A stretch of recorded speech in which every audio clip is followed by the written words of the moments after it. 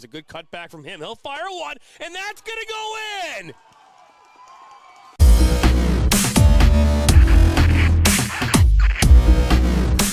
Are you looking to play at the next level? MSN is now offering player recruitment videos. We are excited to partner with you and your family in getting you to the next level. To learn more about our packages and what we offer, head over to the MichiganSoccerNetwork.com. Remember, your journey starts with a click. My dad and my grandfather are officials. I've grown up around officials and seeing how much they enjoy being part of the games. As a student athlete, I've always appreciated the people out there who are willing to give back to the kids. The Legacy program lets me officiate while I'm still in high school, working younger kids' games. Officiating gives me a better understanding of the game. I get to make some pretty good money for a high school kid, and I even get to spend some quality time with my dad. There's help wanted. Just whistle. Sacker down by the end line. Puts us across. Lose your eye! And just like that, 1-1. Now Elders may look to take a shot. He does, and he buries it! Steps up, and just like that, Reed Dennis comes up big. Lose your eye, 1-on-1. Lose your eye. Oh, he'll be taken down inside the box. Knocks back in. Nationals got it. Bicycle kick for a goal!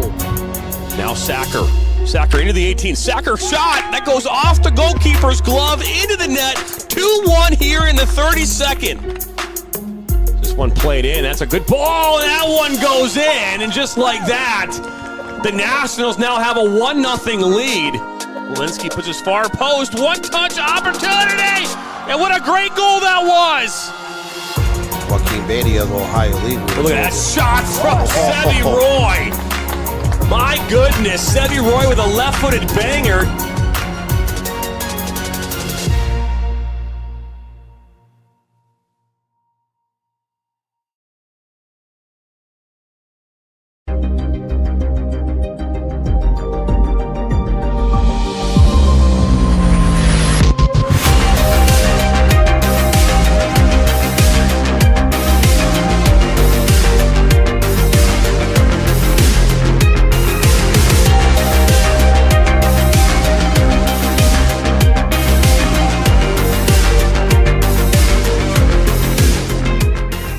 We are the MHSAA, a collection of 750 high schools and 750 middle schools, from Temperance to Copper Harbor, from New Buffalo to Alpena.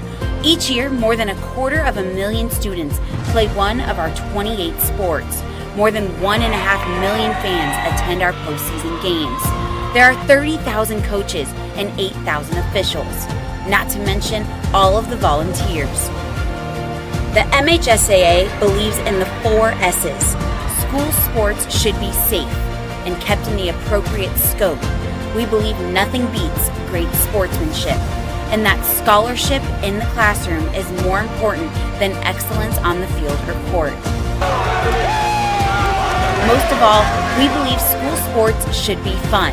So come out and join us at a game. Support your school, support your community, and come see what the excitement is all about.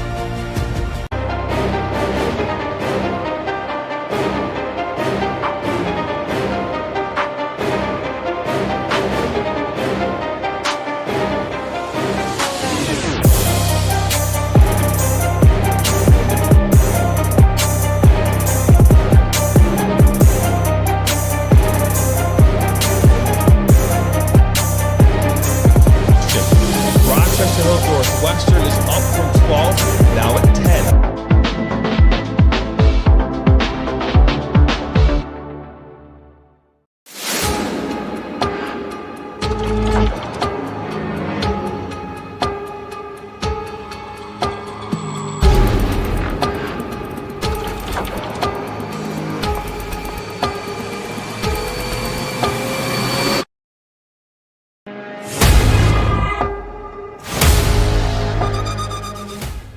Voice of Michigan Student Athletes, the Student Advisory Council's role is to convey the message of how high school sports are supposed to be played.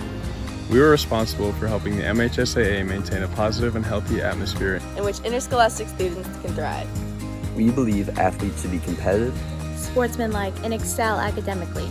We believe students in the stand should have fun, but not take the focus away from the game.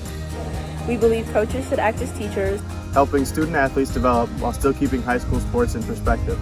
We believe that parents should always be positive role models and be supportive of their child's decisions.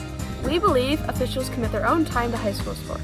And respect should always be shown and given to them.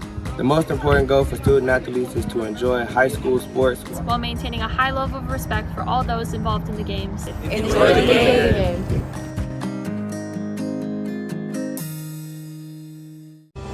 Are you looking to take your game to the next level? Did you know that MSN is now offering player recruitment videos?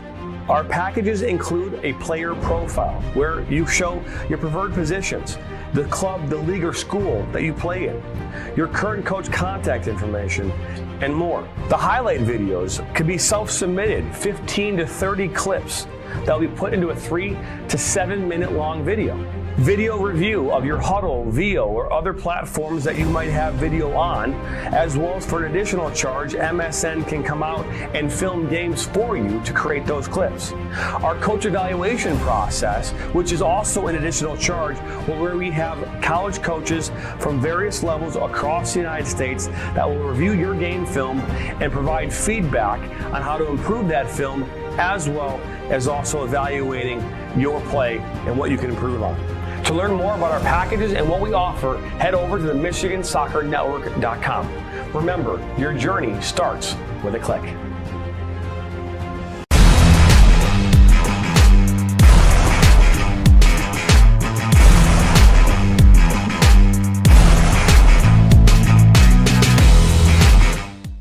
Our mission is to help players take their game to the next level and reach their potential. Not only do we help develop fundamental technical skills such as ball control in tight spaces with different surfaces, dribbling at speed and changing direction, using a variety of 1v1 skills to create space, receiving on a half turn, hook turn, and out of the air, finishing off the dribbling, one-touch, volleys, and headers.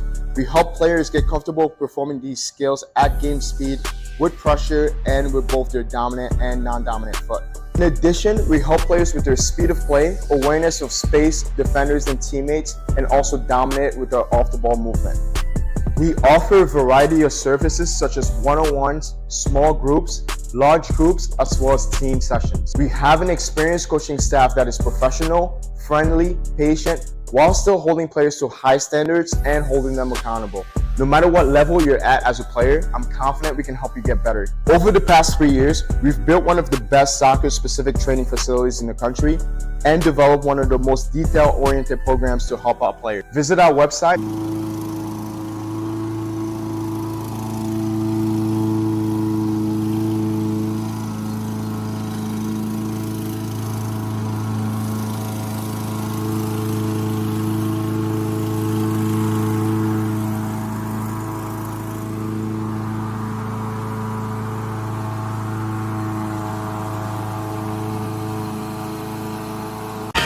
What rhymes with great? Participate. Where does greatness start? Here, in the classroom. On the diamond. In the pool. On the field. Where will your greatness take you? To better grades. To more friends. Yeah! Be great. Participate!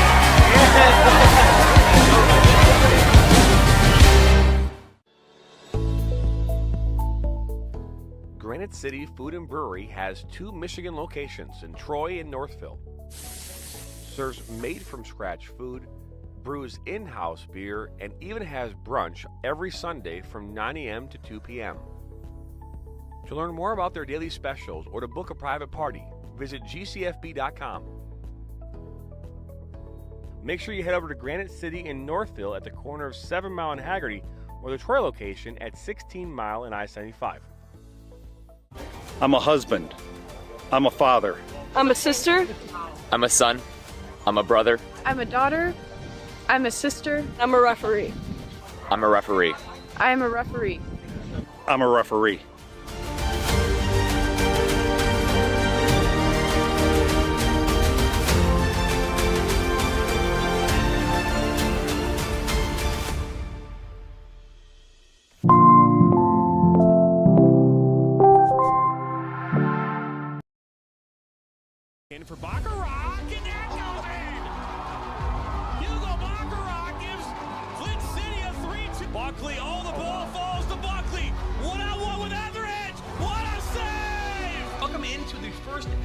MSN All-State Media Day for girls soccer. Jonathan Turner alongside Dan Stickrat.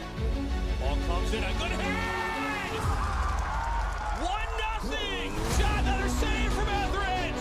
Rebound, and it goes in the back of the net. The Bulldogs up 1-0! Burzma, but then for Glasma!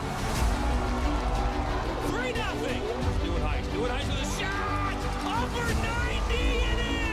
Effectively today here on the Michigan Soccer Network, we are launching our new division of player recruitment videos. Mario Canoe now finds Stock. Stock's got a left-footed banger. He shoots it! It's in! The Red Hawks equalize!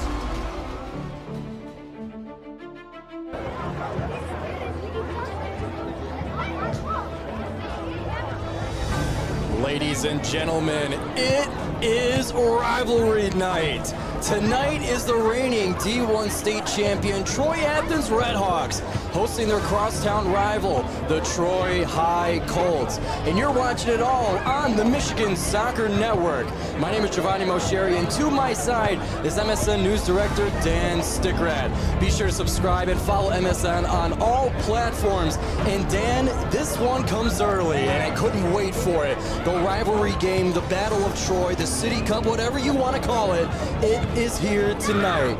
So Dan, there's a lot that goes into this matchup. The recent battle in the district finals, Troy Athens winning that one in overtime 3-2, part of their trip all the way to a victory in the state championship. So tell me, what are we going to see here today in the most recent matchup between these two Troy teams? You expect it'll be a good game because you go back to 1981 when both of these programs started. This is year 44.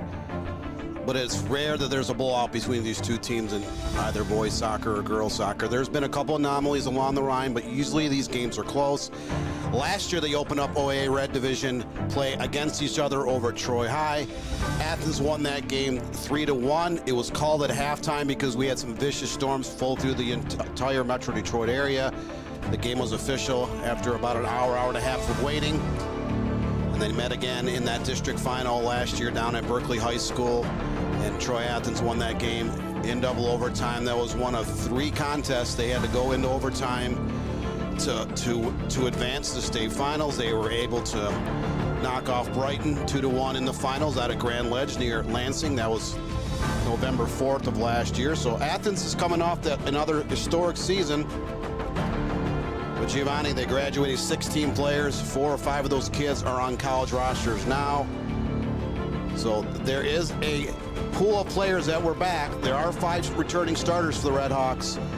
But this is an opportunity for newer players to shine in this game. Troy High, on the other hand, entered last season losing 16 kids from their 2022 team that won a league and district championship. And they were really young last year, but they got better and better. They played a really difficult schedule. They were able to get to that district final before losing to Athens. But they would love nothing more than they open up Oakwood Activity Association Red Division play with the win over their crosstown rivals, the former district champions, and the 2023 state champs. So this will be a huge matchup for both teams. Yeah, and Troy High coming into this one in that very competitive OAA Red Division like you were just talking about, Dan. A 3-4-0 record in conference play, finished overall 10-7-1. They started off in 2024 with a win over Lakewood St. Edwards in Ohio, bringing them undefeated into today's matchup here. And in his second year is a head coach, Adam Springs. And we'll take a look now at the Redhawks coming into this season. They finished, as we mentioned, the undisputed heavyweight D1 state champions of the state of Michigan. They finished 4-2-1 in that competitive OAA Red, 23-2 overall. They start off today 2-0. Another undefeated team coming into today. Grosse Seal got the business, 7-0 victory for the Redhawks to start off their season, and a 2-1 victory followed against Detroit U of D Jesuit, bringing both of these teams with all the rivalry implications. On top of that, undefeated. Undefeated after the first week, and this should be a classic matchup. Again, both these teams have been very strong historically.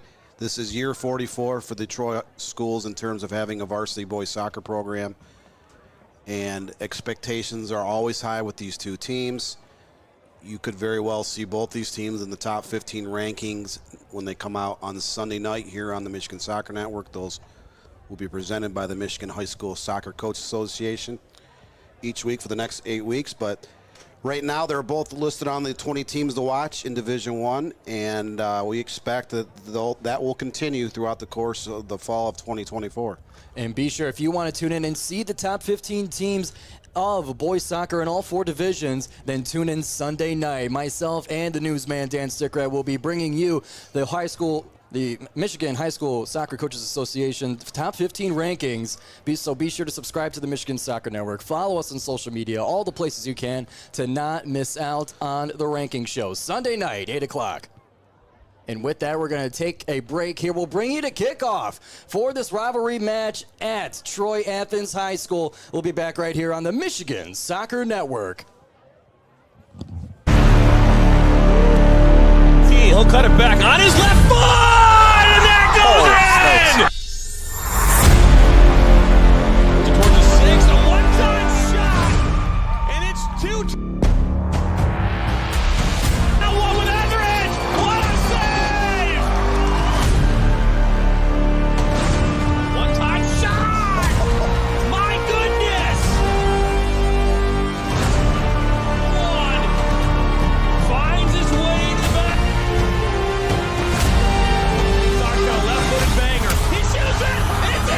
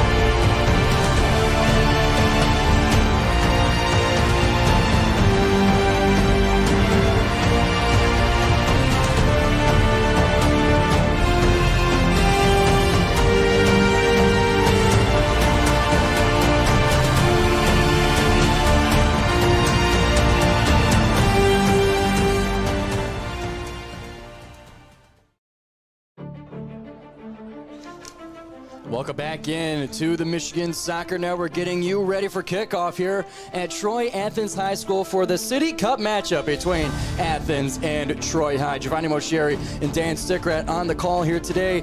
And Dan, let's talk a little bit about who's coming into this matchup, some of the returning players, some of the recent coaches that are up in this matchup here. So break it down for the people. Yeah, Troy High had a new coach last year, Adam Spinks. He was assisting under Jimmy Satura, who coached at Troy for nearly a decade. Jimmy Satura is still the head coach on the girls' side at Pontiac Notre Dame Prep. And the Colts, again, they had a lot of new players last year. There was only 8 kids that returned from their 2022 season, and most of those players were reserves towards the end of the bench. They didn't get a lot of minutes. So last year, the Colts started slow, and that was a realistic approach because when you graduate that many players in the conference, in the non-league that Troy plays on an annual basis, that could be expected. They did get better and better. They actually won 3 conference games and finished in the middle of the pack, and the OAA Red is always loaded. This year there's 8 schools in the OAA Red. All 8 of these teams are at worst average, if not above average, and there will be a few teams from this division of the OAA in the rankings throughout the course of this season. Troy Athens, just their 3rd head coach in school history, and Mr. Kevin McConnell. He was a class of 1988. I had a pleasure of speaking with Kevin back in the end of June. We talked about him getting that job. He was an assistant coach at Troy Athens a while back. He helped out at Birmingham Brother Rice as well. And he also was on the staff at Bloomfield Hills Losser for a couple years. So Mr. McConnell's been around the game a long time. He played on some great Troy Athens teams back in the 1980s. And now he's began his first year as head coach of the Red Hawks. And Athens has looked sharp. Again, they did graduate 16 of their 25 players from the state tournament roster, but they have outscored the opposition 10-1 here in the first week of the season.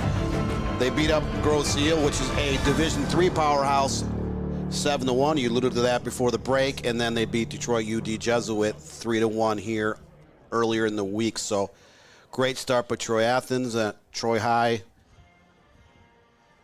We'll pause now and bring it to the PA announcer at Troy Athens High School.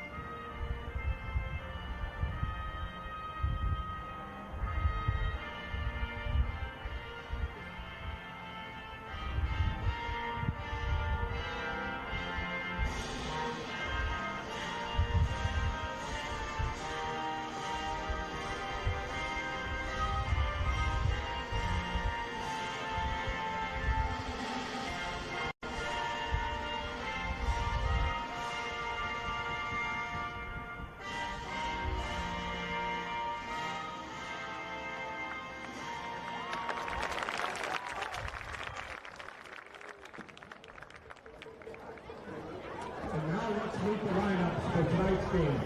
For the visiting team, the coach of Troy High. Number 0, Simeon Colette. Number 1, Tyler Hazlett. Number 2, Jared Ahmed. Number 3, Joe Cusmano.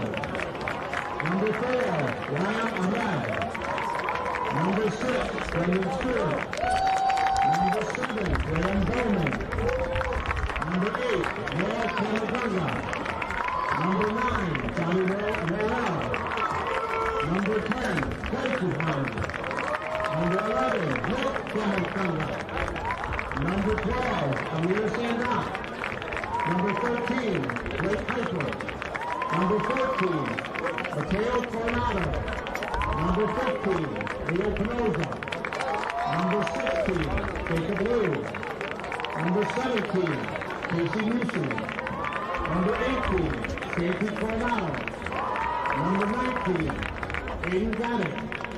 Number 21, Derek Stewart. Number 22, Leo Marquette. Number 23, Andrew Pawlowski. And number 24, Hakeem Malaya. The coach is coached by Adam Spates. And now for the home team. The Troy Athens Redhawks. Number 0, Abdullah Barafali. Number 1, Oshan Khan. Number 2, Nick Rossi. Number 3, Terry Syed. Number 4, Larry Tennis. Number 5, Andrew Lennon. Number 6, Jake Kucha. Number 7, Paul Zelmowicki. Number 8, David Kelly. Number 9, Jason Bruno. Number 10, Mark Delacat. Number 11, Sage Flores. Number 12, Travis Claypool. Number 13, Eddie Arnold. Number 14, Ethan Liu. Number 15, Brady Huckman. Number 16, Jake D. Huckman. Number 17, Nathaniel Halloween. Number 18, Cody Carrier. Number 19, Russell Tabo. Number 20, Gavin Fowler. Number 22, Nathan Berryhill. And number 23, Daniel Perdue. That has the coach by Terry McConnell.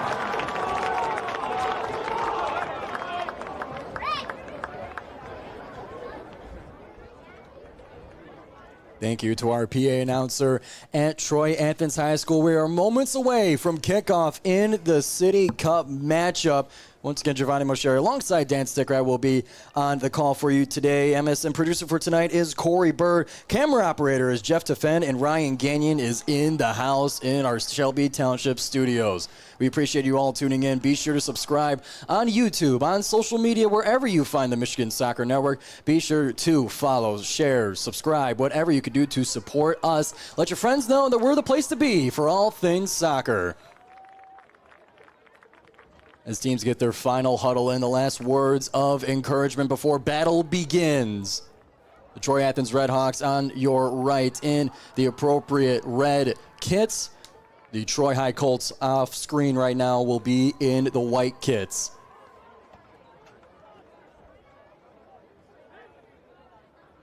Again, both these teams coming in undefeated on the young season. Games started last Friday. This was the earliest the games have played in the state of Michigan since the Michigan High School Athletic Association began sponsoring boys soccer back in 1982. So there was a small group of teams in the 1970s that Troy schools brought in soccer in 1981, and then MHSAA began their tournaments in 82. So year 44 of the rivalry just seconds away from continuing. And it'll be Graham Bauman set to take the first touch.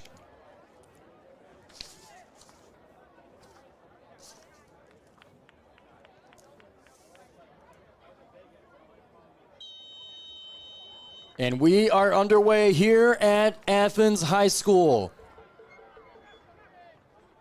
The Colts will start off in the white kits, moving from left to right here. They'll send it up towards midfield. This team's trying to grab their initial possession.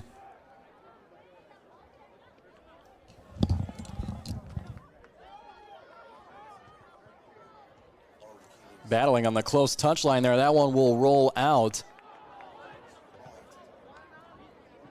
The Colts will have the throw in. Or rather a foul for the bit of a grabbing near that close touchline. It'll be our first free kick of the match and not too long into it. Sent into top of the box, popped up. Keeper looking for it. Keeper knocked down. Battling for a header. It's all defenders here. And knocked up and away by the Athens back line. And whistles are blown.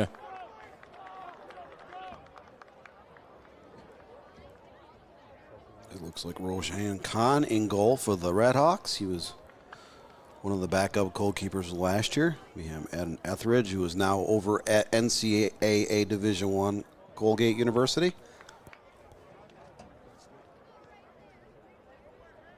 As we wait to see the reason for delay, we'll let you know as soon as we find out here in our broadcast booth.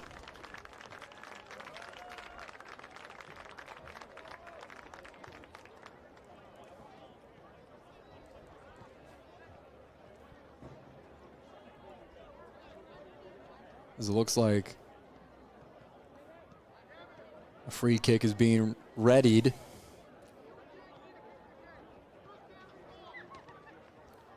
It's literally a foul 1 minute in the game, and it takes a minute of sorting things out. It wasn't even a major foul. Kind of a bizarre situation. Play has resumed. It'll fly its way on that far touchline.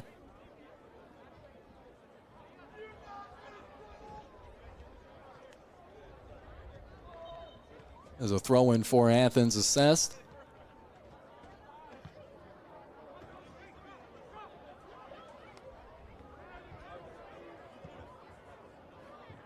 Athens trying to push forward here. Mark Delicat, number 10. The intended target there at the top of the box. And that one's going to roll out for an Athens throw-in. Mark Delicat is senior, and Daniel Kaju is a junior. There are two returning all-state players for Troy Athens, and they're listed as midfielders, but they are very much a focal point of this offense. They have been the last couple of years. They will be again here in 2024. Captain Hupman to toss it in as Athens climbs their way through the attacking third. That one will go out to the back line. Back to the keeper. It'll be Simon Kolev wearing the blue today. And J.D. Hupman, senior defender for Troy Athens. He's one of those 9 returning players. Did log quite a few minutes as a junior. That was an extremely deep team for Troy Athens last year. Coach Todd Hugh is now the full-time athletics director at Troy Athens. He would regularly play 20 plus players in most games last year, as there wasn't much of a drop-off in terms of starters to the bench. Another foul call. This one will go to the Colts once again. You can tell already the whistles, not being shy at the moment here as in our first 4 minutes of play, already a few fouls. The Colts will get another crack with the free kick at midfield. Sending it to the top of the box. Defenders there in right position.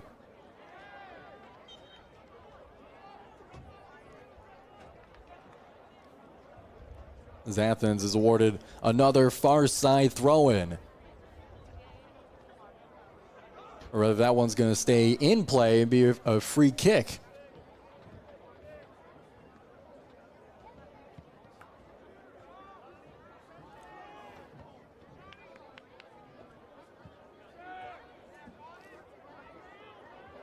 Ball with a high bounce making its way down the field to our close side. Team sending it back and forth, trying to get control and possession.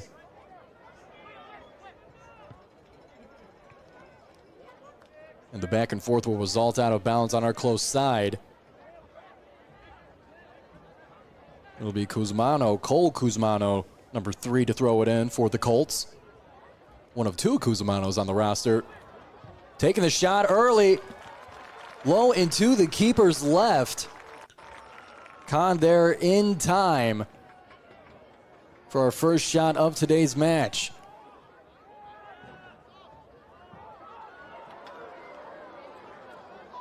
Delicate putting pressure on the back line, in Athens in offensive momentum. Defense starting to swarm for the Colts. They do and knock it away.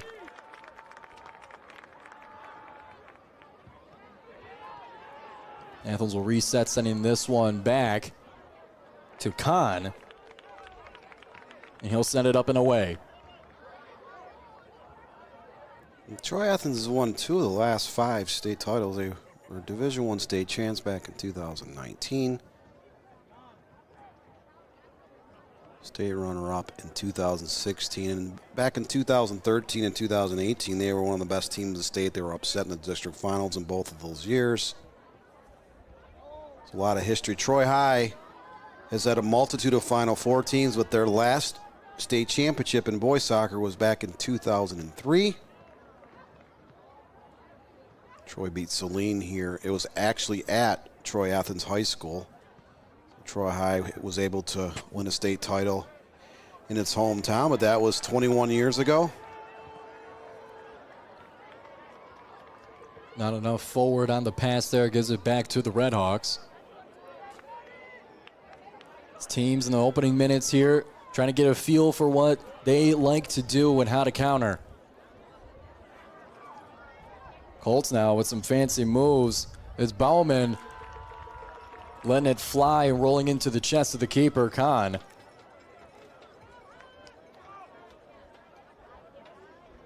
There's now 2 shots for the Colts. Athens yet to take one in the opening 8th minute of the match. And a big shove from behind will draw the whistle.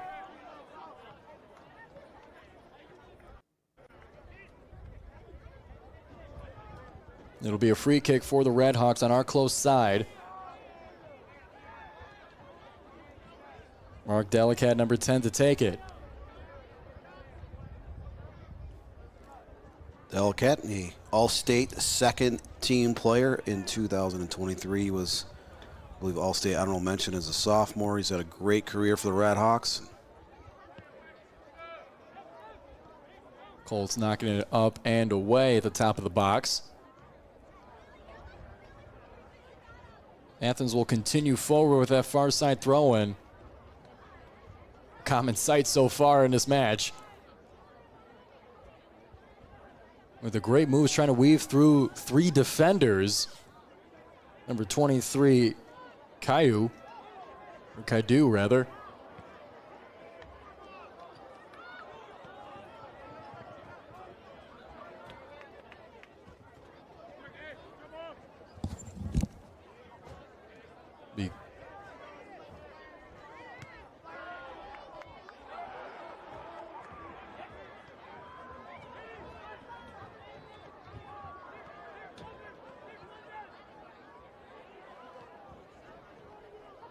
Now into the far wing, Colts in offensive pursuit. Swarming around the box, bobbling around. Still lose control. There's a shot just up and to the right. Shot number 3 comes close for the Colts. Charlie Siak was left open alone in the middle of the box. There was a miscue defensively by the Redhawks. Siak just put it over, just over the crossbar, but looked like it may have deflected off another player, so they do have the game's first corner kick. It'll be Nick Kamugunga, number 11, in the corner to take it for the Colts. Takes it in, right into the hands of the keeper. Had an inward bend on it, but Khan was in the right place at the right time.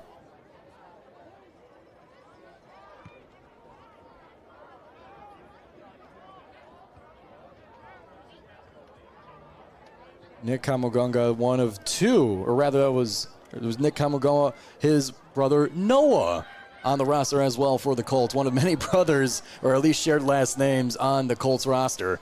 There's 2 Kuzmanos on this team. There's been a couple others that played for Troy High here in the last decade. It's a family affair for the Colts. Colorado, last name as well, appears twice for Mateo and Santi. Taking a spill on that far side is the Colts starting to keep the pressure in Athens, defending third.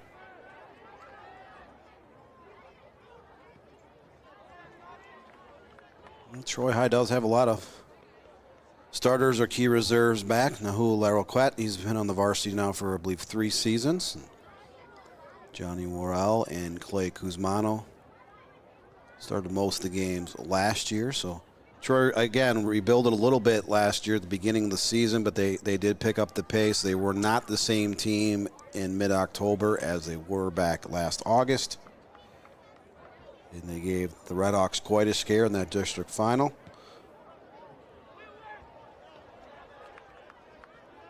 Looking for Kuzmano with that pass there. Athens defense able to swarm and knock it the other way.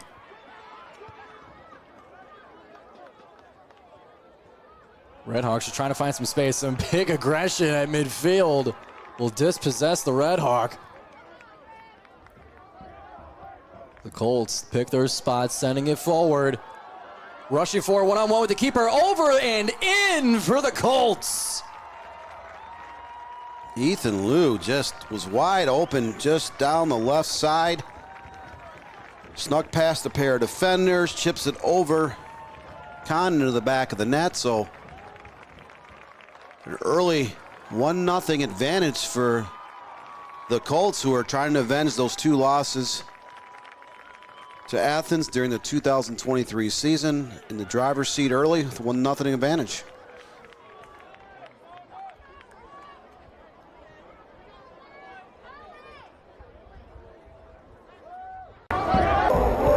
Hey, say.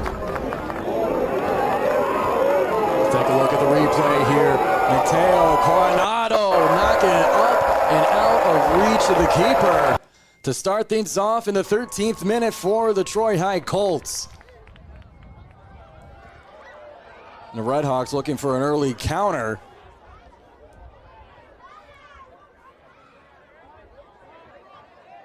The Colts will take it back. Looking for the far wing, Khan there in time. And he'll grab it from below. The complexion of the game has now flipped. The Colts now in the driver's seat for this match. And it'll be up to the Redhawks to equalize and bring this back to an even contest.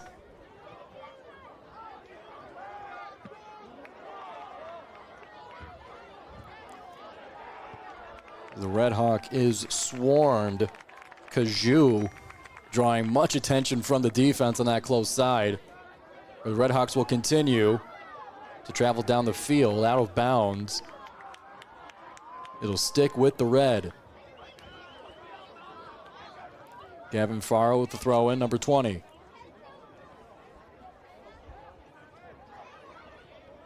Some grabbing in that near wing. Redhawks looking for an opportunity here, rolling out for a goal kick. Not part of the plan. A good pressure by the Colt defense. Brady Roscoe is kind of forced down on the corner. He ran out of real estate, turns the ball over. So Troy Athens down 1-0. We're in about the 14th minute, and they have yet to attempt a shot.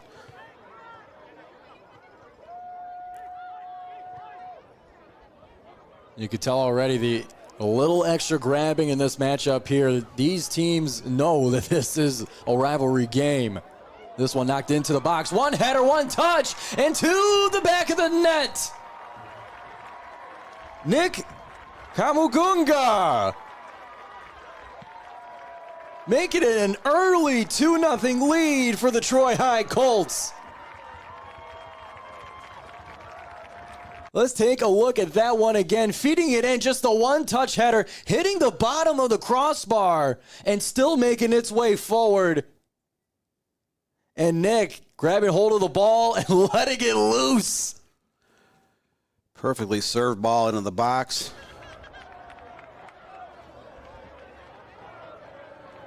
Kevin Gunga gets his header on right about 10 yards in front of the goal.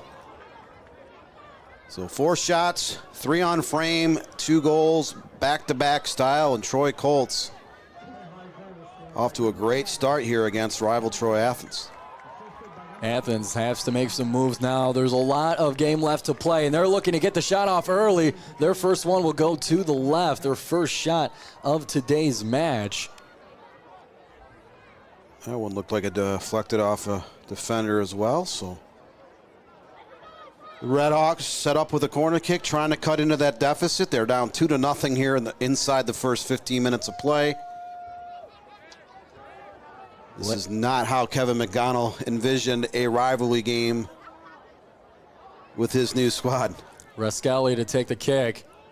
Sends it into the mix. Defender there first. And they'll send it forward for the Colts before coming out on the other half. So when you look at the history of these two teams, where the story is right now, you got the reigning champs in their house early in the season, now down 2-0 with a lot left to play, but here they go with an attempted offensive possession there, taken away by the defense. But so far, this is a quick first round knockout for the Troy Colts here, and it's all about now what happens for Athens. How do they respond to this? Yeah, they're in a position they weren't used to for the greater part of last season.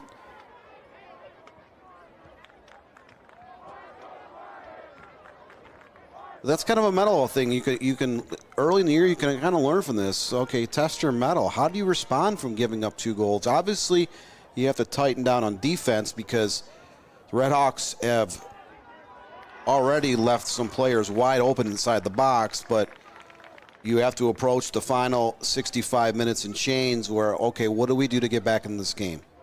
Do we change our alignment? Do we just keep playing the way we're doing? Do we make some changes at halftime? But whatever the situation, it has not worked out well for the Redhawks early. And Troy High, again, just 4 shots total, 3 on frame, 2 in the back of the net. So great start by the Colts.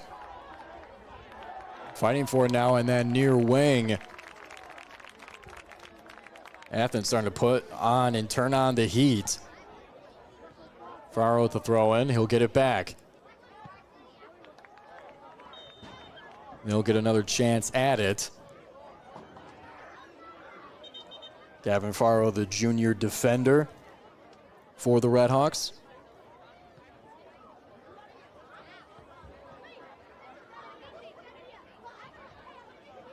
It will now go back to the Colts at the blow of the whistle.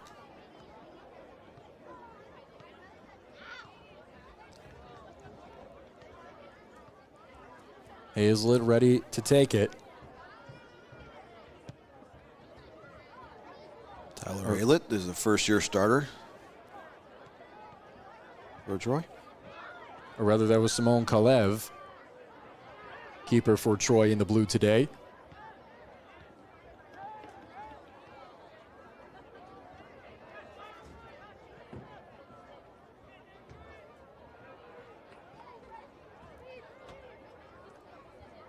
Redhawks now with some space, bringing it to the close side. It'll be Farrell to carry it forward, dispossessed, and it swung back the other way. 2-on-1. Bowman looking for some space. He'll flip the field. Chasing it is Ahmed. Couldn't get there in time.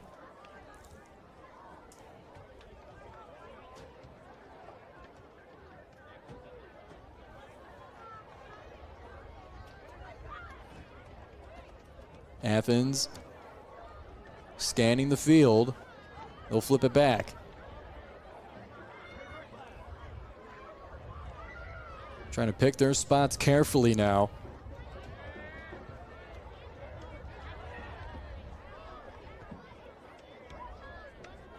Now with some space, the Redhawks proceed.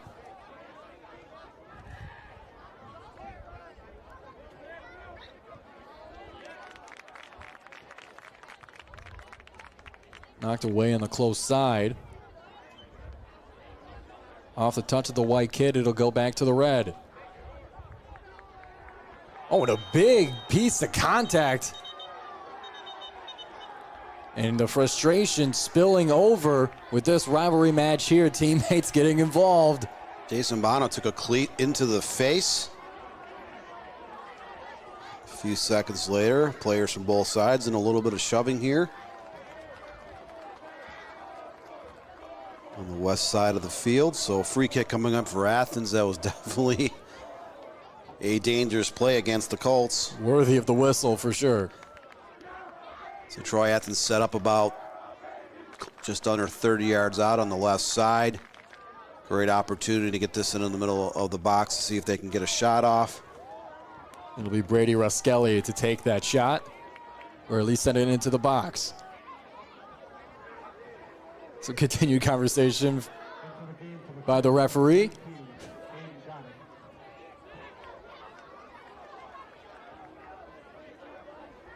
A two-man wall right in front as Raskelli gets ready. The junior midfielder backs up, lets it rip, bends in, a defensive header there in time and knocked right away.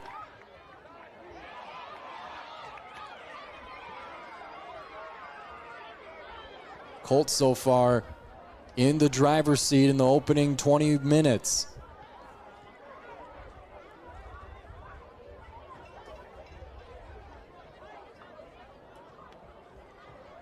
Bringing it back now to midfield. Over forward to the keeper, looking for Kamugunga again.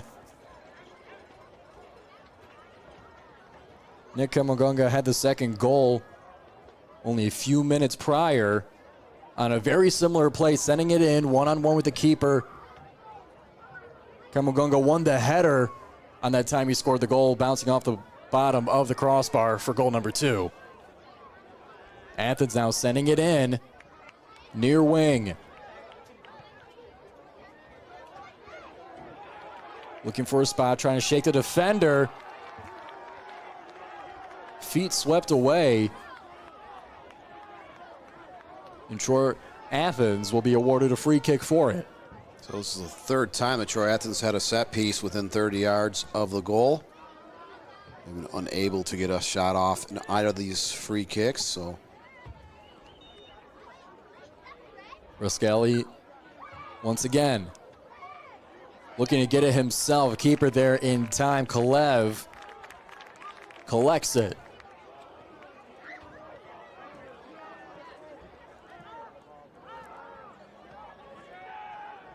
Letting his Colts get in position before letting it loose.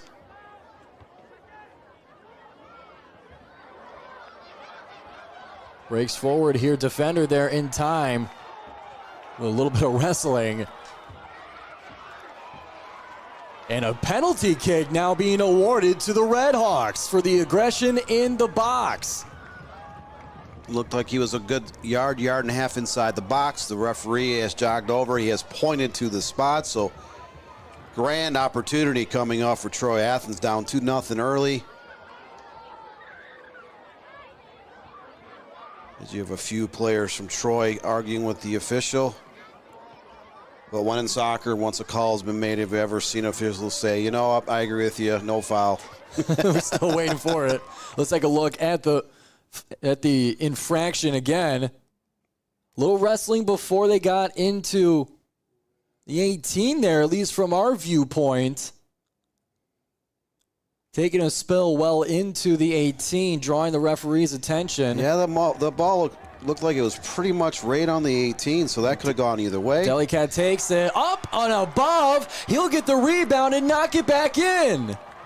Hit the football crossbar, so that will not count. And that one knocked out of play. Fooled me. If it hits the football goalpost, it is ruled out of bounds for a goal kick, as it would normally, without it, be out of bounds. So 3 free kicks and a penalty kick here in the first 24 minutes, and Troy Athens just cannot get anything going. They've had many set-piece opportunities, a penalty kick included, but still the Colts hold strong. Athens has actually controlled play since going down 2-0 early, but you have that many opportunities to get back in the game. You squander it. You don't know how much more opportunities you're going to get throughout the course of the half or even the entire game in general.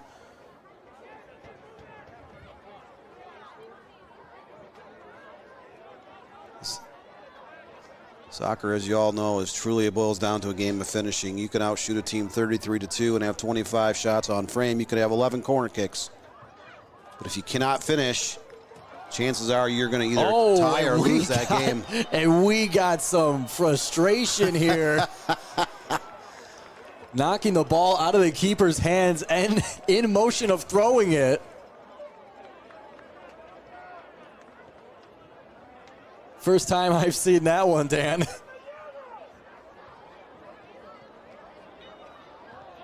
And it'll be a free kick. So Rashawn Khan had the ball knocked out of his hands. He had a few choice words from his Troy counterpart. And he takes it out on the ball, sending it far. Another foul now right at the middle of the field. Fouls beginning to stack up against the Colts. 6th time they've been whistled so far in this match.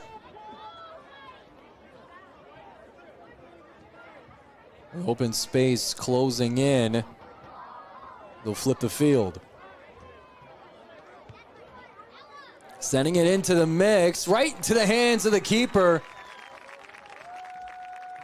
Looking to battle for the header. A few Redhawks were there in time. And it looks like some contact was had on Kalev. High flying action. And you have to ask yourself the question, based on what just happened less than a minute ago at the other end, was that an intentional contact by the Redhawks player? 3 players were in the box, a couple of them jogged by. Kalev, there was a little bit of a contact with an arm or an elbow, so no cards as of yet, but this game physically is starting to get out of hand. The officiating crew needs to start to control things a little better, if that means issuing a rash of yellow cards to kind of caution some of these players, because the play is getting a little bit chippy. It is only August 22nd. There's a lot of season to be played, so you hate the things that get out of hand and someone ends up getting injured in a match like this. Even though it's an early season game, this is an OA Red matchup. There will be a lot of implications from this contest. Both these teams would love nothing more than win a conference championship this fall. The league is wide open, so the game is getting a little bit chippy. We're only midway through the first half. But we had a great show of sportsmanship. Number 2, Nick Rossi, helping up the keeper, one of the captains for the Redhawks, showing great behavior and sportsmanship as it'll make its way all the way to the other side of the field, back to the hands of Khan.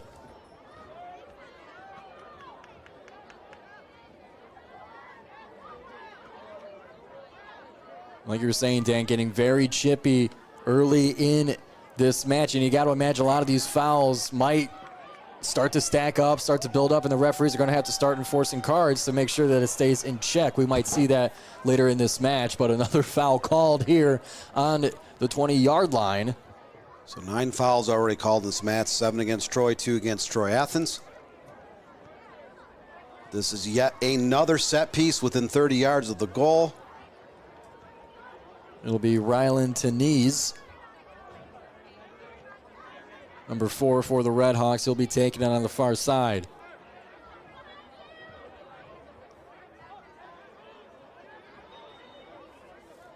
Red Hawks get set up. The left foot fires into the mix, looking for the header, goes away. Red Hawks looking to keep the possession alive. A push from the back. You're getting really chippy here, Dan, like you were mentioning before. It stays in bounds, and the Colts will bring it forward. Refs are letting a lot go, even though the whistles are flying. An errored pass will turn it over. School's not even in session yet, and you can see the passion of this rivalry.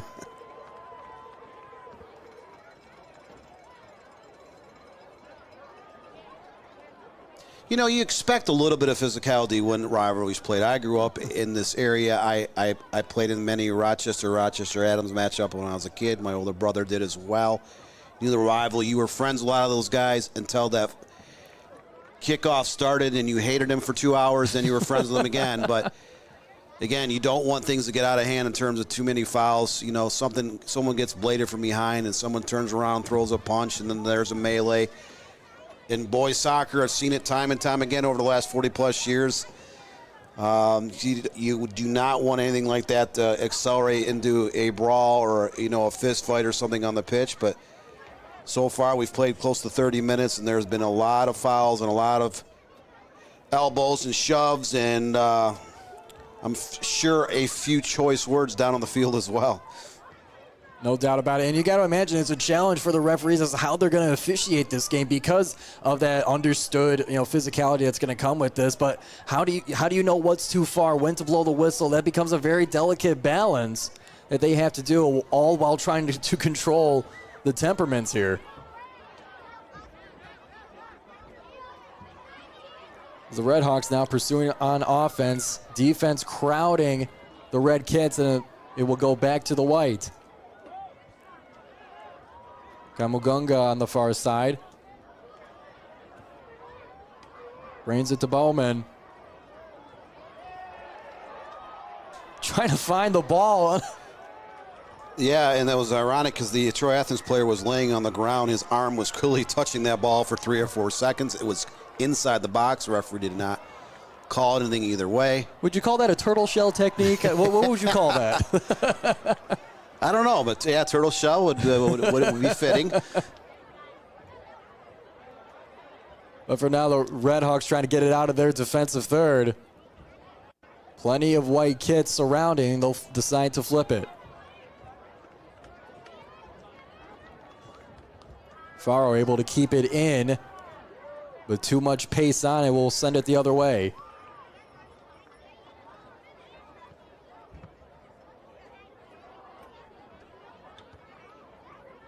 Amidst the chaos here as it stands, Troy High still leading 2-0. 30 minutes and some change into this match of the rivalry match here at Troy Athens High School.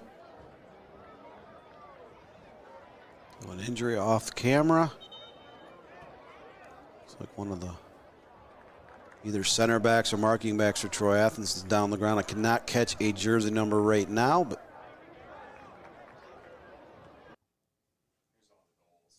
we'll take a look again at the goals started here at Troy High. Flipping that one up and in. That is Coronado. And then Kamugunga with the header, knocking that one in. We'll take a look at the penalty kick here. Athens almost able to get themselves on the board, but just a little bit too high, hitting the football crossbar, knocking it out of bounds, bringing us to the score we have here, 2-0 in favor of the Colts. As it looks like Redhawks Rylan Tennis able to walk off the pitch under his own power. A good sign, no doubt.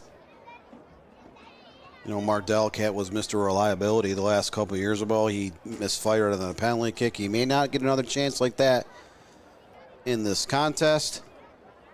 Two-time All-Stater, one of the Redhawks' leading goal scorers the last 2 seasons. Just a little bit unlucky from the penalty spot this time. So getting close to the business end of the first half. Troy scored those first 2 goals inside the first 13 minutes, and they're up 2-0.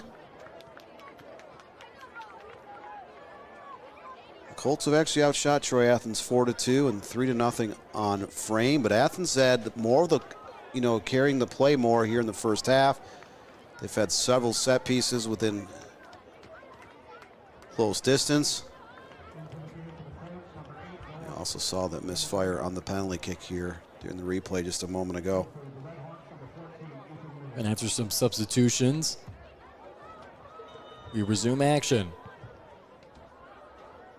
40 minutes is the first half here, coming close to it. As Troy Athens looking to get themselves on the board in better shape for the second half. Racing forward in the far corner, turned over to the defense. Redhawks will keep possession here. It'll be Hupman with the throw-in. Now, teams only play each other once in the OA Red Division. That's been that way since the early 2000s. The OA started back in 1994. So there's 8 teams in the OA Red this year, so they only have 7 conference games, so there's no home and away. So if you slip up, especially one of your early season games, you might not be able to recover in terms of winning the conference championship. Oxford lost their last league game last year 4-0 at Troy Athens, but the way the points sorted out at the end, they were the OA Red champions. That was the first time Oxford ever won this league, and Troy Athens went on to win the state title. 2 years ago, Rochester Adams, I believe, was 4th place in the OA Red. They were ranked all year long, had a very good season, very good team, but they ended up winning the state championship. So the last 2 Division I state champions came from the OA Red, but they were not the conference champions in the regular season.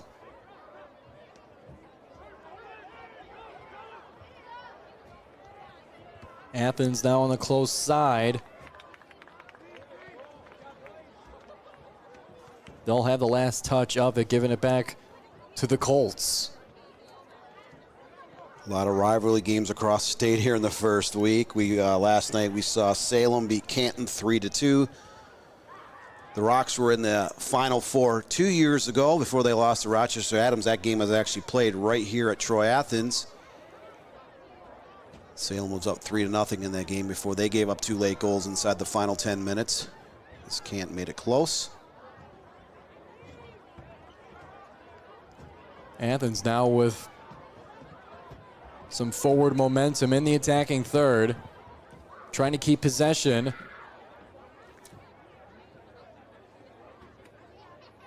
Trying to fight for it as it goes into the box, keeping it in, but not keeping it to a teammate.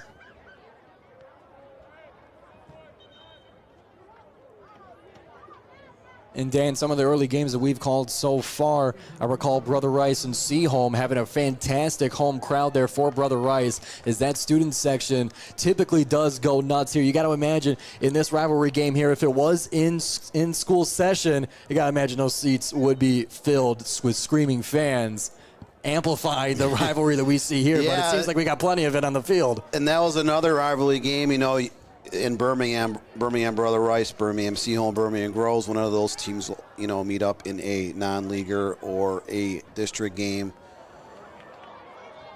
There's no love lost between those teams, but that's why I love rivalry games when it comes to high school sports. You do bring out bigger crowds. There are the student sections that you see in high school and college that you may not necessarily see if you go to a pro sporting event. So. Yeah, there's a unique flavor of chaos in those kinds of crowds. As for now, it'll be a free kick for Troy. That Birmingham Brother Rice crowd last week, they beat Birmingham Seaholm 2-1 in that season opener. It was a very animated crowd. Oh, yeah, we saw the cross helmets on and everything. Setting this one into the box, keeper there in time. Yeah, we have our YouTube chat room going on right now during the game. You know, chime in about rivalries.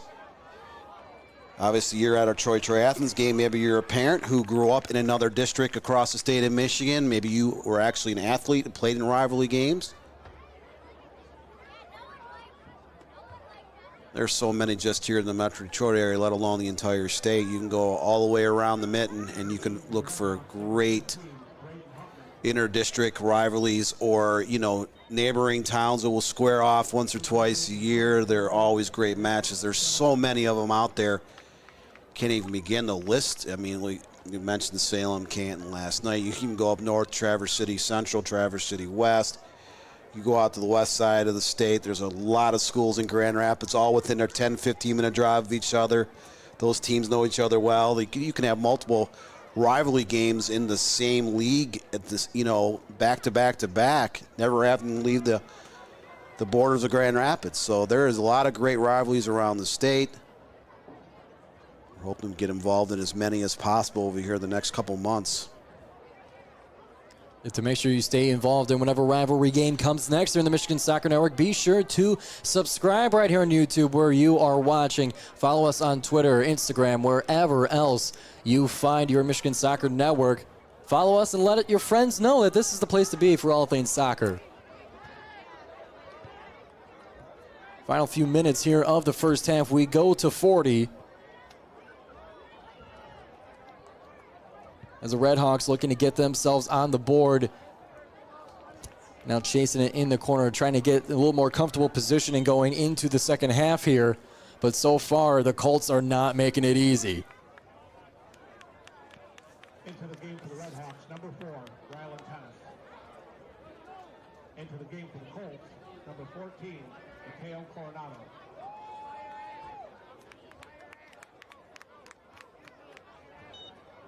Be a throw in now here in the near corner.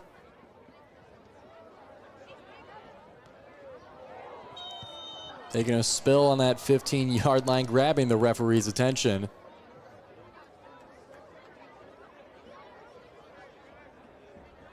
It'll be a free kick assessed. A little silly string or spray paint on the turf to mark where the ball should be. I like to think of it as silly string. Just over 5 minutes left here in the first half. Another set piece opportunity coming up for the Redhawks, this time about 23 yards out on the left side of the box. So Athens trying to find a way to get back into this game. They gave up those 2 early goals. They have actually controlled a lot of the play here in the first half. Mikaju takes the shot, bends it, and it is up and away. So just third shot attempt of the evening for the Redhawks of Troy Athens, but none have been on target. And again, Athens has squandered another great opportunity to get back into this contest.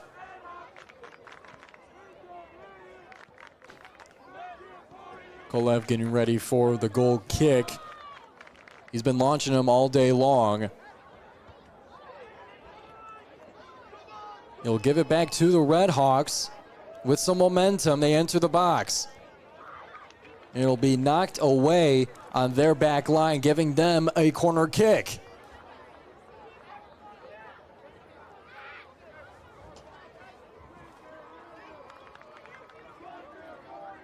Athens now with another opportunity. This one will be taken by Braden Hupman. Hupman, one of those many first-year varsity players trying to make a name for himself with the Redhawks. Sending it in low. Bobbling around. It's loose. Looking for some contact. The defense got it first. Letting that one roll out will give Athens a throw-in opportunity here. You know, last year on restarts, Troy Athens had a weapon in Brody Fonstock, who was known as, you know, serve free kicks from 50, 60, 70 yards out of the box, into the box. He scored on a couple long-distance free kicks. He is now graduated from Troy Athens. He is playing down the road in baseball over at NCAA Division I Oakland University. So the Red Hawks trying on an assortment of players with their free kicks this year in their early going of the 2024 campaign. So far, not so good for the Red Hawks. They have had a multitude of chances in this game and still inside the final 5 minutes of the first half, unable to put anything on target.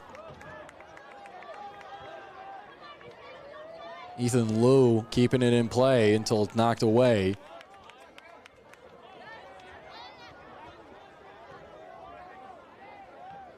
Final less than a minute here before halftime.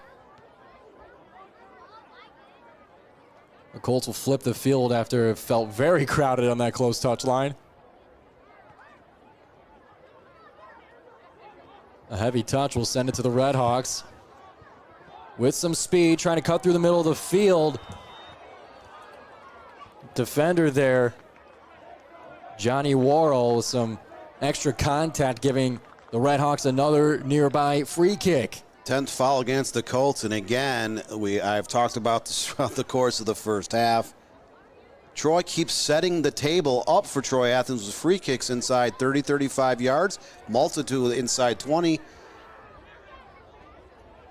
This time they got Mark Delicat, the third-year starter, taking this set piece, but Athens is late in the first half. They're running out of time in terms of trying to cut into that deficit before the break. A low kick, bobbling around. Defenders there in time. Still fighting for possession. Last few seconds here of the first half. That one knocked away to that far side.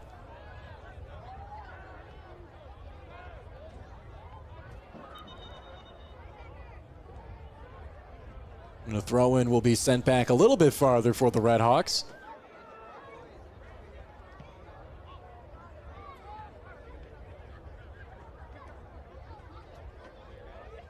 The Red Hawks looking for just one more chance to send it near the goal.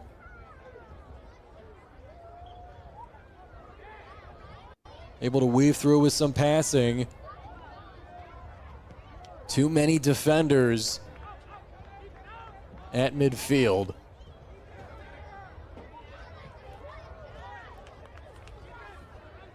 There'll be a throw in now the Red Hawks way. Final few seconds here of the first half. Some open field. Shaking a defender, racing to the back line. Will result in another corner kick for Troy Athens.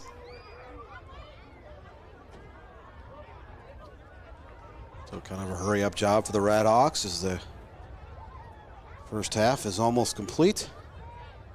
Hupman sends it across. Couldn't keep it in play. We got another squandered chance by Troy Athens. It looks like they will likely head into the break down 2 goals.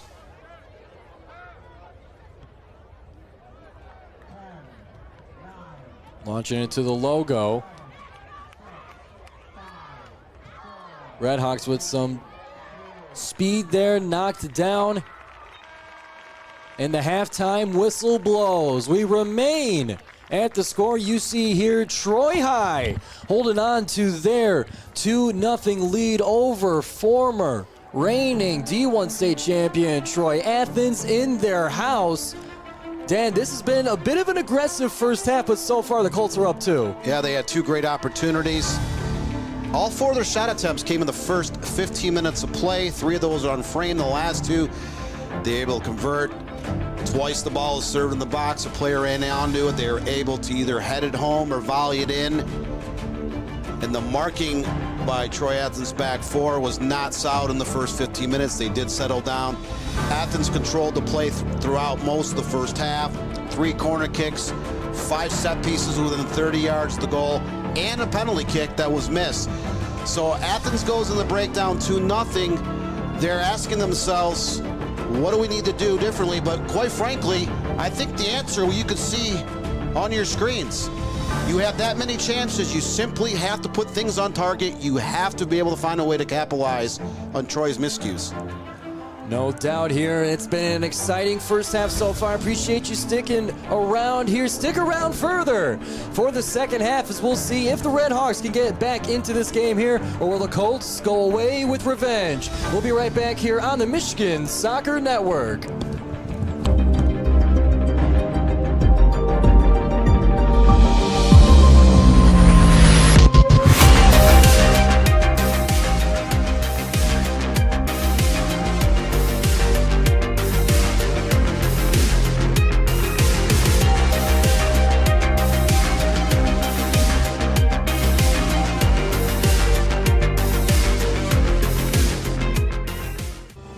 Are you looking to take your game to the next level?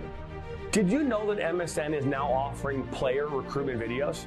Our packages include a player profile where you show your preferred positions, the club, the league, or school that you play in, your current coach contact information, and more. The highlight videos could be self-submitted, 15 to 30 clips that will be put into a 3 to 7 minute long video.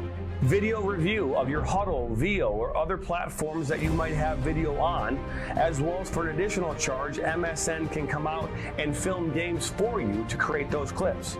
Our coach evaluation process, which is also an additional charge, where we have college coaches from various levels across the United States that will review your game film and provide feedback on how to improve that film, as well as also evaluating your play and what you can improve on. To learn more about our packages and what we offer, head over to the MichiganSoccerNetwork.com. Remember, your journey starts with a click. I'm a husband. I'm a father. I'm a sister. I'm a son. I'm a brother. I'm a daughter. I'm a sister. I'm a referee. I'm a referee. I am a referee. I'm a referee.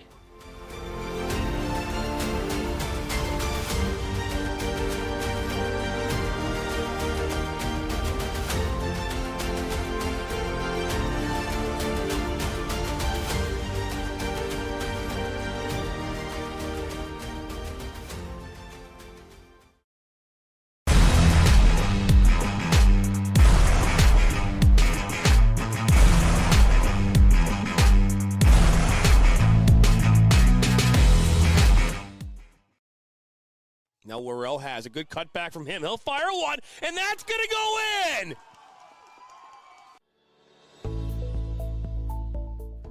Granite City Food and Brewery has 2 Michigan locations in Troy and Northville.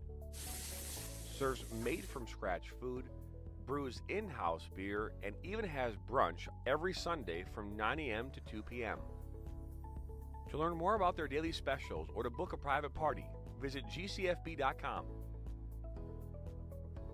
Make sure you head over to Granite City in Northville at the corner of 7 Mile and Haggerty, or the Troy location at 16 Mile and I-75.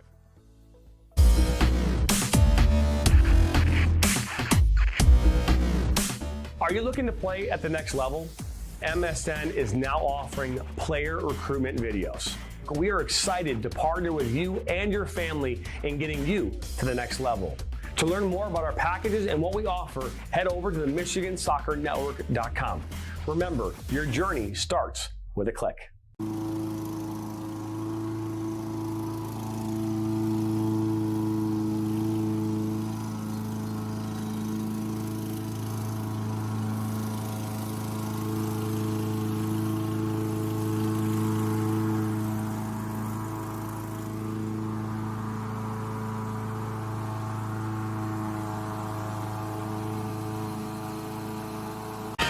What rhymes with great?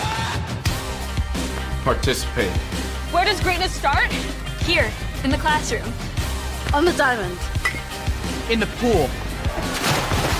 On the field. Where will your greatness take you? To better grades. To more friends. Yeah! Be great. Participate!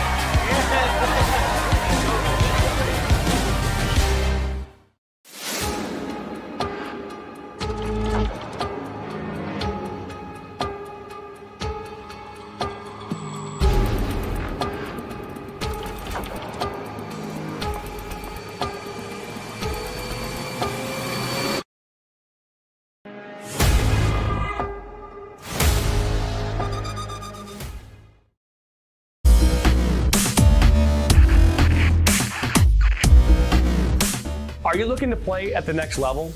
MSN is now offering player recruitment videos. We are excited to partner with you and your family in getting you to the next level. To learn more about our packages and what we offer, head over to the MichiganSoccerNetwork.com. Remember, your journey starts with a click. Our mission is to help players take their game to the next level and reach their potential. Not only do we help develop fundamental technical skills such as ball control in tight spaces with different surfaces, dribbling at speed and changing direction, using a variety of 1v1 skills to create space, receiving on a half turn, hook turn, and out of the air, finishing off the dribbling, one-touch, volleys, and headers. We help players get comfortable performing these skills at game speed, with pressure, and with both their dominant and non-dominant foot.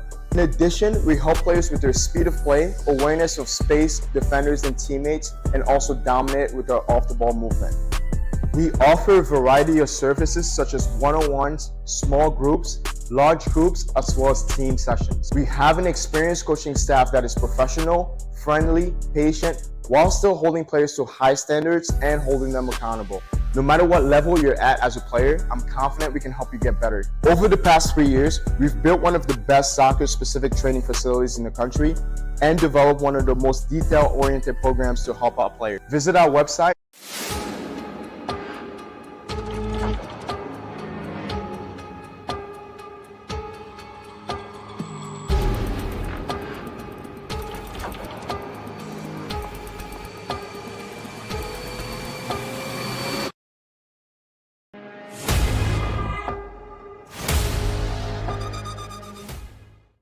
Michigan Soccer Network, man! TCFC!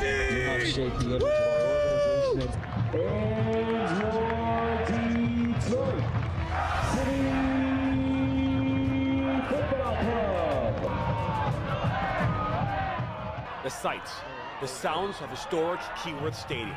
There's nothing quite like it. Each week, Jonathan Turner and Neil Rule will break down the most recent Detroit City FC USL Championship match, taking a look at the Eastern Conference standings, looking ahead to their upcoming match, and much more. Watch the Detroit City FC recap show each week on the Michigan Soccer Network.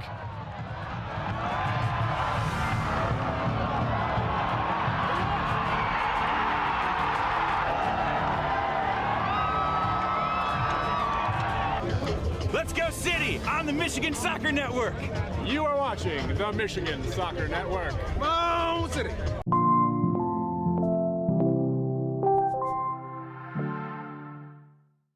Now Worrell has a good cutback from him. He'll fire one, and that's going to go in!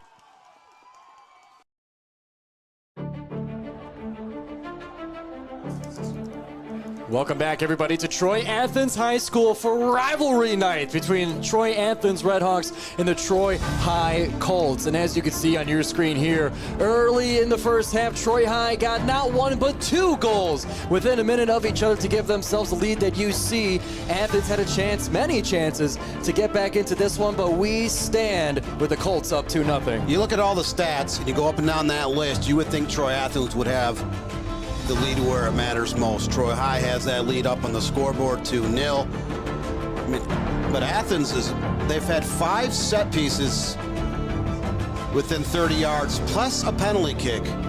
Unable to get a single shot on target that whole first half. And then Troy High, the opposite end, all 4 of their shots came the first 15 minutes of the first half. 3 on target, the last 2 ended up in the back of the net. The Colts have, held on defensively. They have been able to escape harm's way on some of these set pieces Troy Athens sent wide of the goal or over the goal. But they walk out of that locker room with a 2-0 advantage, must be feeling pretty good about themselves. And if you're Athens, you have to find a way to put shots on target. If they continue to misfire and misfire again, Troy High will just keep taking advantage of it. It's a strange situation where, as good as these two teams are, that you can't put anything on target over the course of the first 40 minutes. And to start off for the scoring for the Troy High Colts was Mateo Coronado, who scored in the 12th minute, flipping the ball just above the keeper here, as you see in beautiful slow-mo, giving them the 1-0 lead to start things off. And then not a few minutes later, it was Nick Kamugonga got the header above the hands of the keeper, giving them the 2-0 advantage. But one of the biggest opportunities that the Redhawks had was a penalty kick a few minutes later. After that, that one unfortunately sailed above, hitting the football goalpost. We'll take a look at that right here. Just a little bit too high, and for hitting the field goal post, it is out of bounds, and that knockback in did not count, keeping us at the 2-0 score that we see here as we get ready for the second half here at Troy Athens High School on rivalry night. Yeah, you saw in that penalty kick in the replay just a moment ago, Delicat, as he was getting ready to strike that ball, he did start to lift his head a little bit. It sailed just above the crossbar. So the Redhawks, they look back the first 40 minutes, they squandered the opportunities. Troy High didn't have a ton of chances, but they were able to put 2 in the back of the net. Again, just 4 attempts, 3 on frame, 2 in goal. And the Colts, who lost twice to Troy Athens back in 2023, including that district final down at Berkeley, in the driver's seat so far in this contest. And be sure to subscribe right here on YouTube to the Michigan Soccer Network to not miss a piece of the action of the soccer beauty that we have here on the channel, right here on YouTube, on social media. Tell your friends that we're the place to be for the game of soccer. My name is Giovanni Mosheri. The man to my side is the newsman, Dan Stickrad, getting ready for the second half here.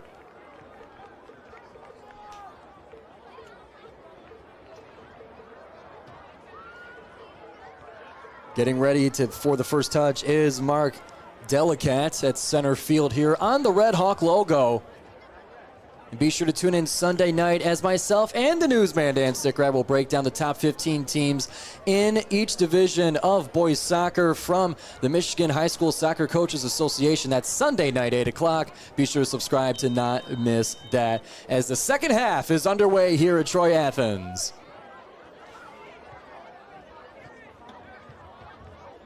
Redhawks will take it to this close side and with some open grass, looking to get into the attacking third in a hurry.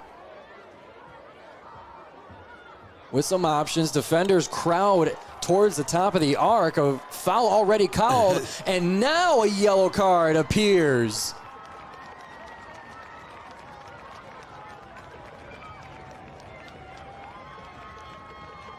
So just 30 seconds in, a yellow card issued to Troy High. This time about 24 yards in front of the goal, almost straight on. So we talked about all the missed opportunities, 5 free kicks within 30 yards, a missed penalty kick, 3 corner kicks where they're unable to get a single shot on target. They're set up right now, beginning of the second half, with yet another opportunity.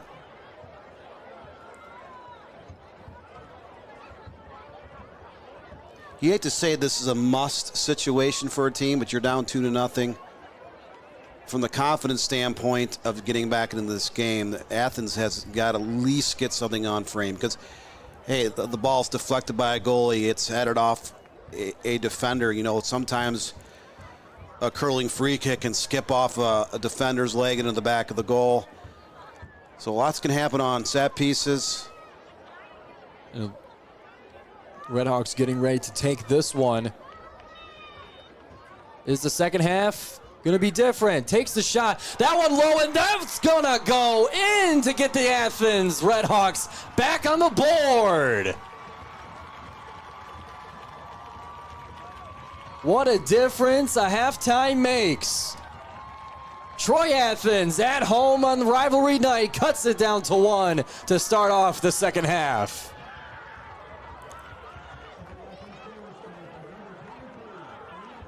A beautifully struck ball, kind of low through the wall into the far right corner. Athens finally gets their first shot on frame, puts it in the back of the net. And that free kick and goal taken by Daniel Kajou, the junior midfielder, honorable mention All-State, and he proves why.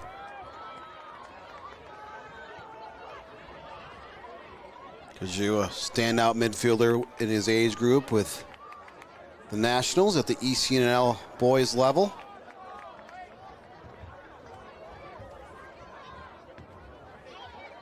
Definitely a rising junior in terms of the top players in the class of 2026 here in Michigan. Now the Colts approaching the box, looking to respond. Crowded on the close touch line, knocked out, and two tumbling players in synchronized rhythm as they took to the ground.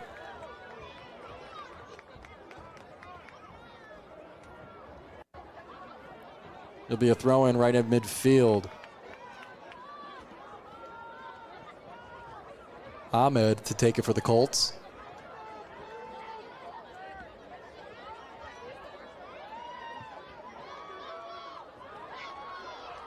Redhawks making their way down on the close touch line. Defender there in time. They'll keep possession with the throw-in. Unless the referee has something to say about it, it'll be a free kick. J.D. Hupman, one of the captains of the Redhawks. Well, this one's close to 45 yards from the goal, but another chance to serve this into the box. And so the Redhawks can work a little magic. Sending it into the mix, a little bit far into the hands. Not secured right away, but able to make the second effort is Simon Kalev. Kalev wobbled that ball just a little bit. Ball went right by his feet, able to scoop it up before any more danger occurs. That was a very crowded penalty box.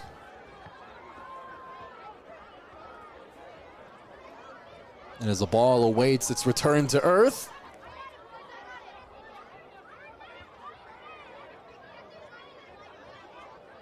it'll be the Colts to take possession on the far side.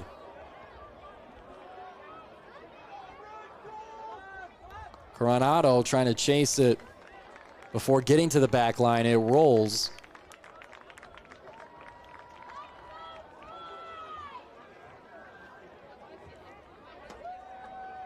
Looking now at a corner kick for the Colts.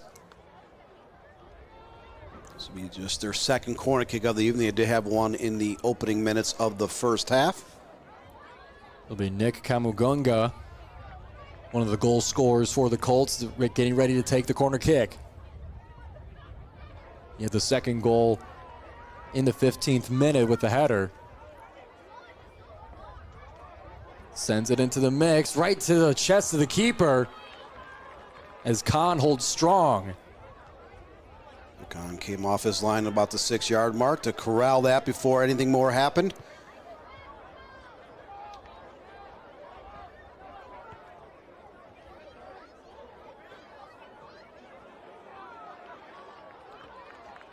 Athens will take it back, and they got ahead of steam.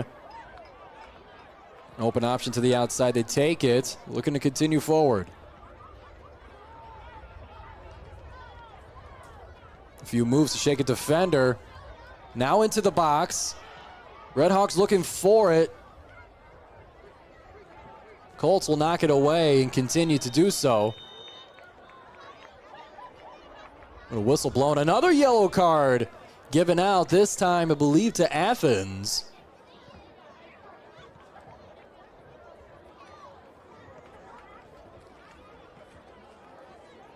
The referee is now starting it.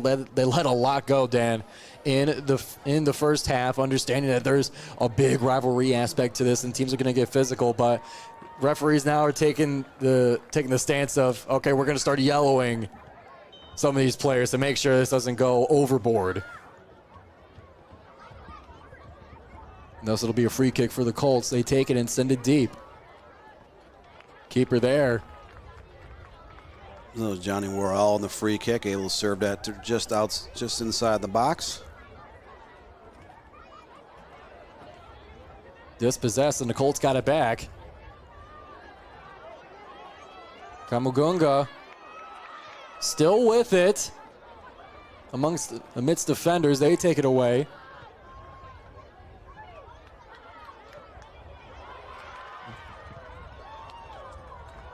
Delicat trying to keep it in, cannot do so as the keeper's there to scoop it up. took a tumble as he was chasing the ball. Couldn't beat the keeper to it. Delcat kind of flying all over the field. He's trying to make up for his miscue. He did misfire on a penalty shot in the first half. Great touches to keep it to the Red Hawks. Swarming are the defenders, though. From behind will take it away. Coronado to take it away for the Colts. It'll come out of bounds, sticking with the white kits.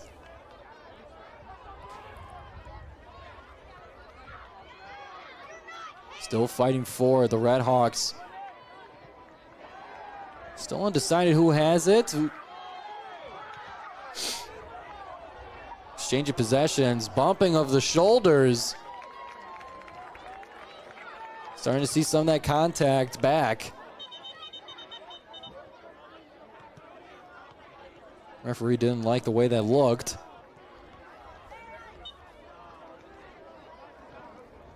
It'll be Ahmed to take it again. So after conceding a goal here a few minutes ago, Troy has picked up a little bit of possession. Even though they were up 2-0 early, they were on their heels for most of the first half, able to escape danger. They did concede a goal here early in the second half. Into the box, surrounded by Red Hawks. Colts still have it, brings it to the top. Taking a left-footed shot, defenders in the way. Not done yet, Red Hawks not giving up. Kaju doing all he can to keep it.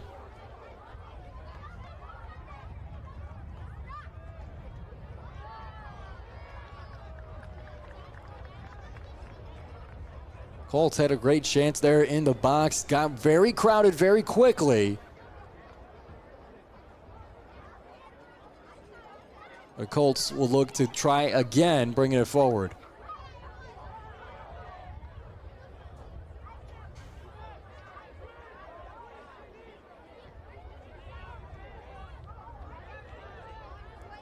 In crowded territory, trying to switch the field.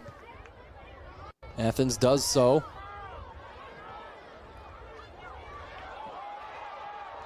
In the close wing, defender swooping in. That one going just out. It'll stick with the red. This now gives a chance for the Colts defense to gather themselves and get in position. Or tie their shoes, maybe. So not a free kick, but a throw in deep into Troy Colts territory as the Red Hawks are trying to find a way to net an equalizer. We'll have another shot at it. Another throw at it, rather. How about three?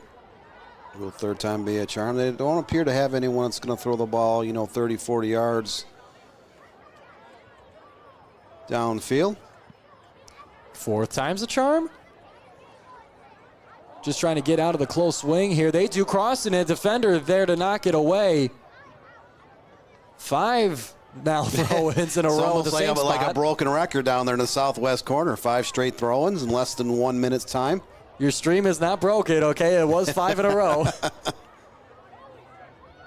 As it now finds its way to some open grass, the Colts look to bring it forward.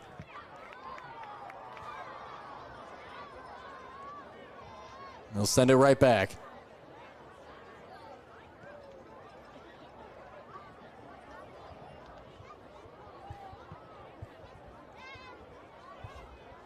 Kalev drop kicks it.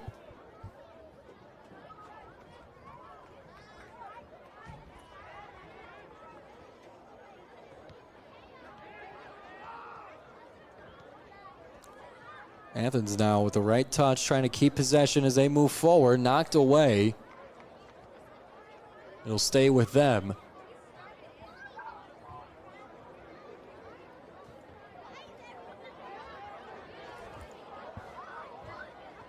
Redhawks still with it. Trying to send it to the box, sent back and away.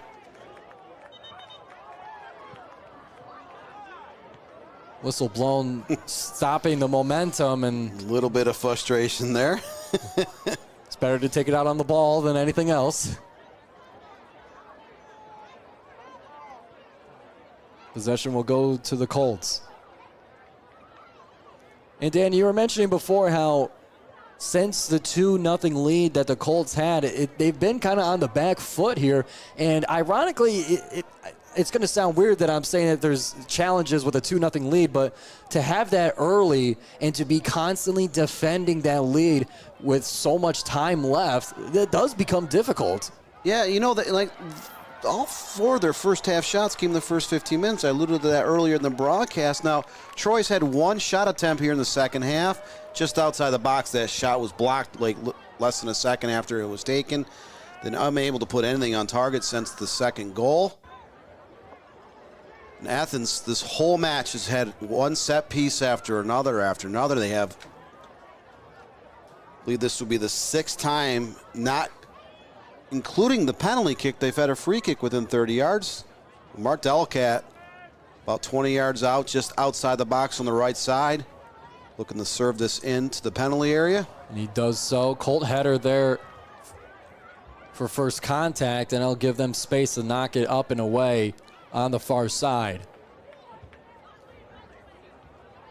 A great placement there by Delicat, but just barely were the Colts able to get there first.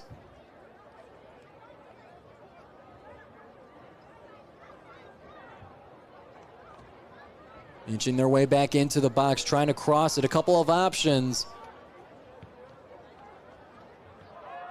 The defense denies it. That's just the 5th foul against the Redhawks on the evening, so Troy has a free kick deep in their own territory. Looks like Johnny Worrell, one of the many starters returning for the Colts. I believe they had the assist on the first goal. Rifles it down the field. It'll go to the box, trying to tap it to the keeper, but in crowded territory, that becomes dangerous. Rashawn Khan there in time, though. Cole Kuzmano was up in the box. Was unable to find enough real estate to get over to that ball. The Colts, even though they're up 2-0, have been quite stymied here in terms of shot opportunity since that 2-0 advantage.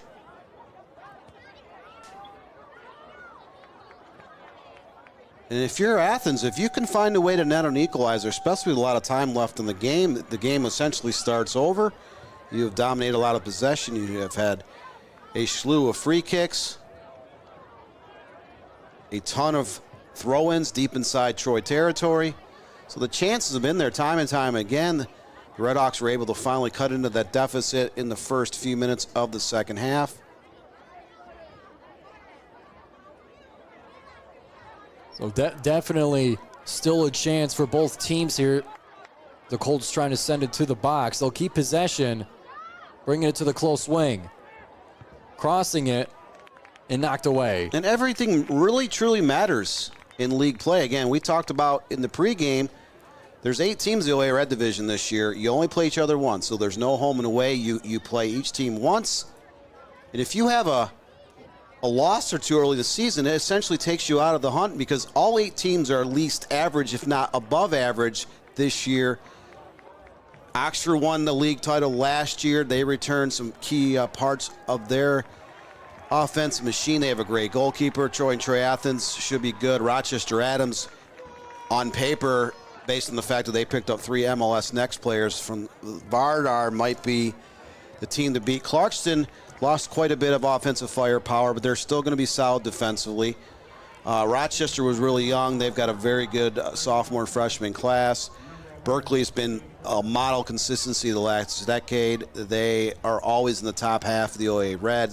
Seaholmes had a couple good years as of late. So there's a lot of good teams in this league. You expect a lot of the games to be close, but you can't afford a loss early in the season. There's a throw in the box. It's loose. Colts taking a shot. Still fighting for possession. Knocked away by the Redhawks. And like you were saying, Dan, with such a competitive conference, and especially with one coming so early, like that's a lasting sting on your record. And it's something that you got to get right no matter how early it is, no matter how much you want to test, you got to win first. There's a lot of conferences across state where you do play each other once, but there is a conference tournament late in the regular season. So you could finish second in the standings, but you could come back and win the conference tournament, and the team that was number 1 seed gets knocked out early or sent in the loser's bracket. So you could come back, win the conference tournament, end up winning the overall conference championship. The OA has never done it that way. The first 5 or 6 years of league play, you play each other twice. But in the red and the white division, the top 2 divisions, there is no home and away. And another chance here for the Colts. Shot was blocked before it can connect, and the Redhawks swing it the other way. Send it back, looking for some open space. Athens looking for the equalizer. Approaching the box, takes the shot. Defender with a perfect foot in the way. They get another crack at it. Setting it to the outside. One touch crossing it. Header will knock it away.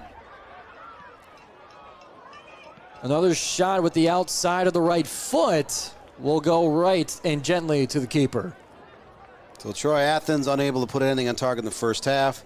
They've had 4 shots here in the second half, 3 on target. And they were able to cut into that deficit. Daniel Caju scored less than 2 minutes into the second half.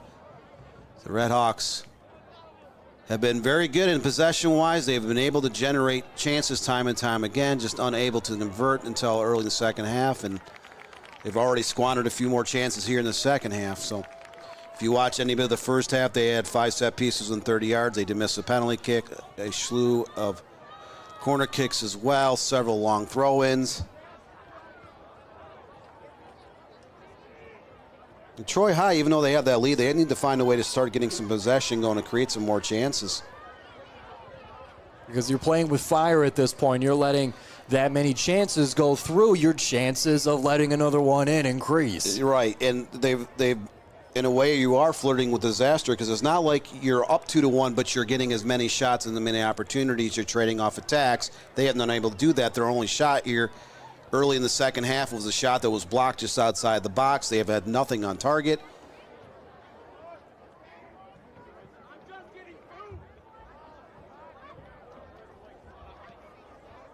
Here's Adam Spinks, the second-year Troy High coach. His assistant coaches to his left.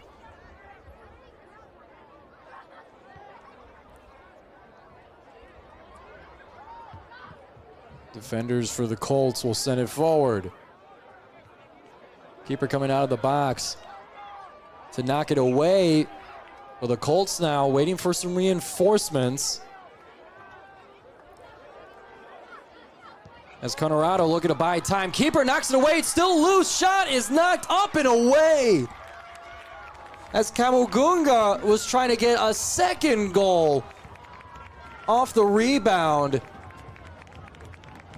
But Khan with the one touch to send it up. So first time of the game that Troy High has been whistled for offsides. They were very dangerous on that attack. Just a little bit unlucky as the rebound came out and the offsides flag did go up.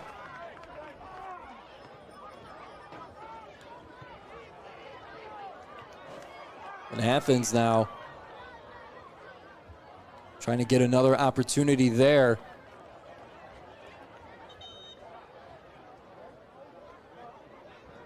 What could have been a knockout blow for the Colts now, in a way, breathes new life for Athens. And both Troy and Troy Athens, a lot of work being done here in the last year and a half to all the outdoor athletics complex in terms of the turf stadiums, the baseball, softball fields, tennis courts. There's been a lot of remodeling being done in the Troy School District, so both schools looking at some very nice facilities.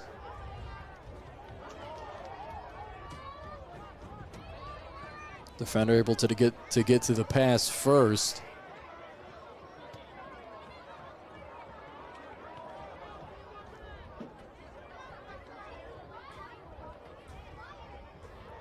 Colts back with it.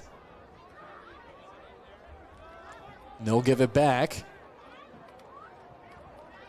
Redhawks just trying to find some space and to bring it forward. A big boot will bring it forward. Teams will send it back and forth. right on the hand of the Colts, not called.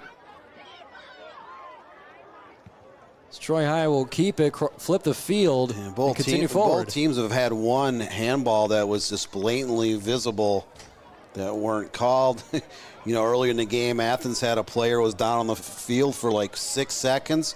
The whole time he was down, his arm was touching the ball inside the box. The referee did not call that as well. So both teams getting away with a little bit of handball in this contest, and that play off of Troy Hyde, midfielder, that clearly went off the arm and all the way up and down the arm and switched directions. Yeah, if they were watching the Michigan Soccer Network, they would have seen it.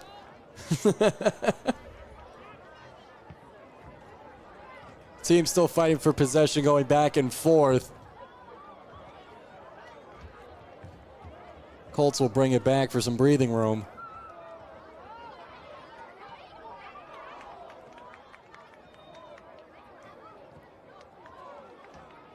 That one will go out in favor of the Colts.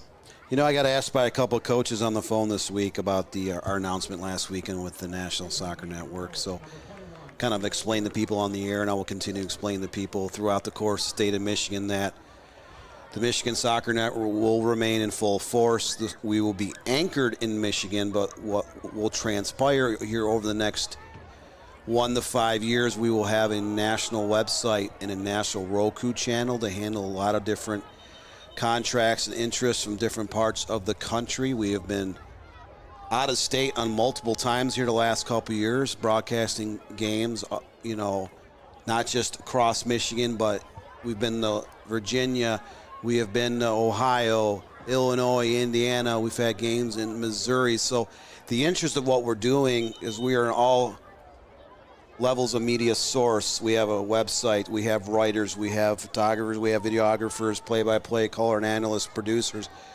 We do a lot, and there's so many stories that are not told, so many games that are not live streamed, so many things that go on in the game that we all love. So the opportunity is right. We will begin to migrate in other states, that is true, but we will still continue to try to deliver great coverage across the state of Michigan. I have been quite busy talking to high school and college coaches here all over Michigan the last couple of weeks, including the Upper Peninsula, Traverse City area, all the way down to the Indiana and Ohio borderline. We've had some great conversations, so we will continue to move forward. We will continue to add to our coverage, and hopefully more people will start coming along for the ride. And we sure hope you do as well. Some contact near that 20-yard line will draw the whistle and a yellow card. It looked like Santi Coronado with the yellow. So second time the yellow card has been issued here in the second half.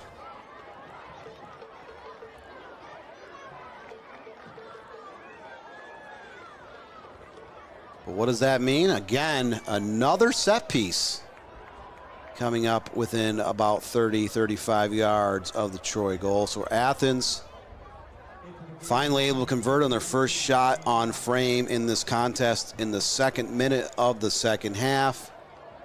They have continued to control a lot of the play. They continued to generate far more chances than the rival Colts. See if they can get this ball into the box to create a little magic, maybe a goal mile scrum, a header, a volley, something on target, see if they can net an equalizer. Sending it into the mix, punched out by the keeper at first contact. Being sent upfield, referee trying to get out the way. And the Colts now with a bit of open field. Trying to find some space, sending it to the far side. Defender, the great slide to get the ball. Moments ago, that was actually a nice stop by Khalif, because originally I think he thought that ball was just going to, kind of stall in the middle of the box, but it kept bending towards the goal. He came off his line, able to punch their way in traffic. So Khalif only made 3 saves so far in this game, but he's been active at times, and his Colts are still clinging to that 2-1 advantage.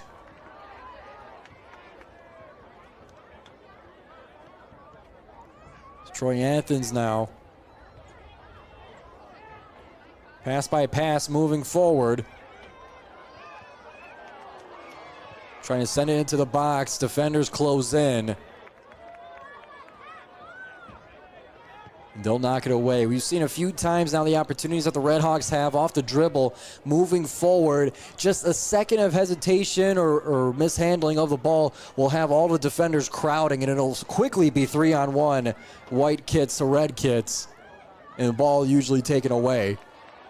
We are inside 18 minutes. I'm trying to adjust personally.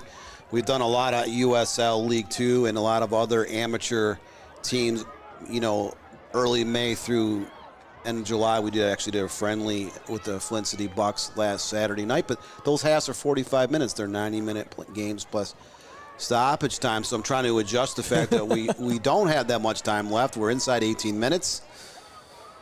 This will be an 80-minute game. There is no overtime in the regular season in terms of conference games in the OAA Red Division or all three divisions of the OAA. This game will be decided after 80 minutes of play. The win, loss, or tie will be had. You can vote for what do you think the result of the game is going to be, whether a win for Troy High or a win for Troy Athens, or will it end in a peaceful tie? A peaceful tie. Now, let's be honest. No one loves what the soccer terminology is. I try to make it sound good. Long since been titled the old kiss your sister routine. No one likes that. But if you're Troy Athens, you just right now at the moment you want to find a way to net an equalizer. Because a point in the standings is a lot better than being down with a loss in your conference opener. There was a couple of league games this past Tuesday. We did see Rochester Adams defeat Clarkson 3-0, and then Berkeley scored a late goal to edge Rochester 1-0. All those teams should be solid this year. I think on paper, Adams might be your team to beat. Both of these teams should be very good. Berkeley has been consistent. I can't remember the last time Berkeley did not finish in the top half of a conference. It's been at least a decade, so the Bears could be a focal point in this race as well. It's early, and anything can happen. But, you know, it's hard. It really is hard to go undefeated in this division. It's historically one of the greatest leagues in all of Michigan in terms of boys soccer and girls soccer. The Colts now quickly moving forward. They'll hold off, waiting for some reinforcements as they wait to get organized. The Redhawks swarming in, swooping in and taking it away, continuing forward. Rossi, the main engine of this change of possession, with some open grass, and just take it away before entering the box. Delkett had a lot of real estate, just a little bit too much pace on that attack. He looked like he was trying to start to thread the needle. He lost control of the ball, so Troy right back at him, coming down the field. Troy yet to put a single shot on target here in the second half. They would love nothing more to get a third goal to kind of distance themselves once again. And Athens been the far more dangerous team in this match, still trying to find a way back. They did get that goal early in the second half. Troy took that 2-0 lead in the first 15 minutes. So close game on the scoreboard, as you would expect. Anything can happen here down the stretch, as we're now about 14 minutes left here in this contest.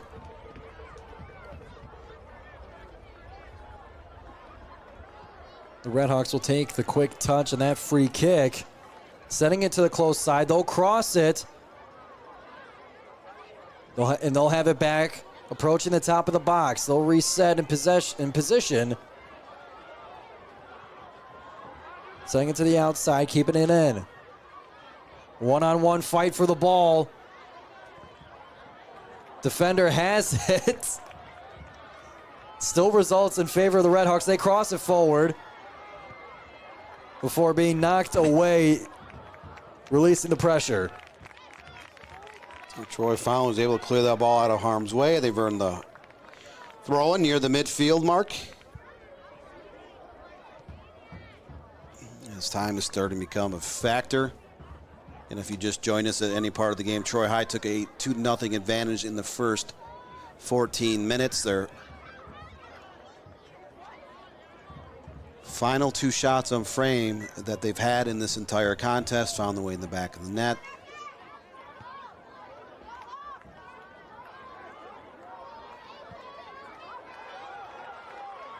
Athens was able to cut in that deficit early in the second half. Redhawks with it, passing it inside. There's the shot. That one just to the left.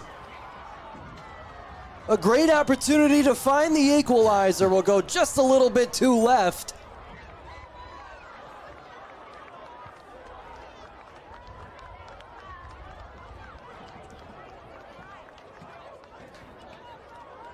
It looked like that was delicate once again, just a little bit snake, but the two-time All-Stater center midfielder not having one of his best games in terms of production. He's misfired on quite a few opportunities.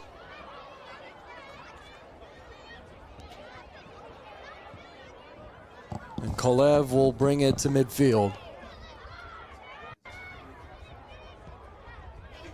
Sending it forward, top of the box. Keeper there before any white kits.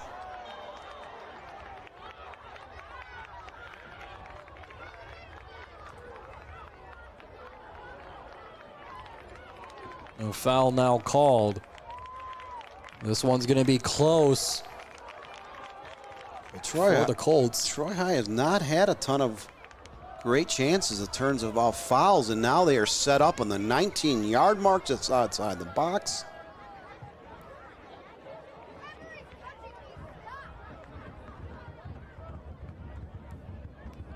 Decisions being made as to how to play it.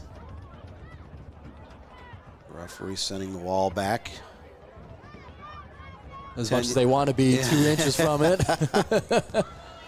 So great opportunity coming up for the Colts. They have led this entire match up 2-1 at this point. And they can recreate some more distance if they're able to put something into the goal on this. That one just up and a little to the right. Both teams have had a problem in terms of shots on frame. Troy's attempted 4 shots here in the second half, 2 on goal. In the second half, Athens has had 6 shots, 4 on frame. Athens has a 9-8 shots advantage overall. Troy High holding a 5-4 advantage with shots on goal.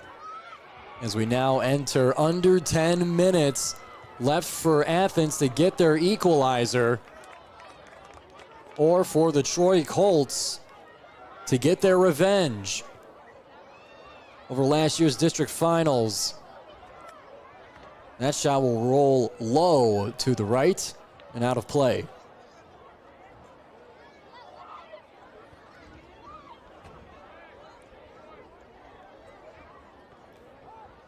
As nightfall has come across the land of Troy,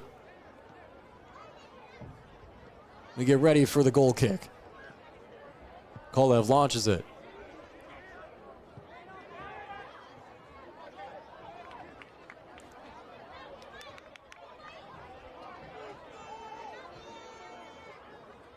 Athens with it close side.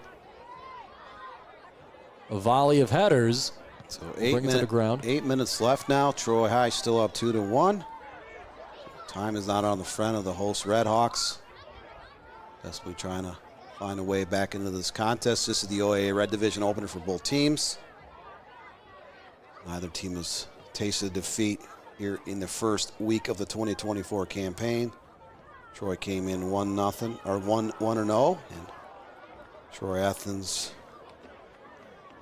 came with a pair of victories earlier this week.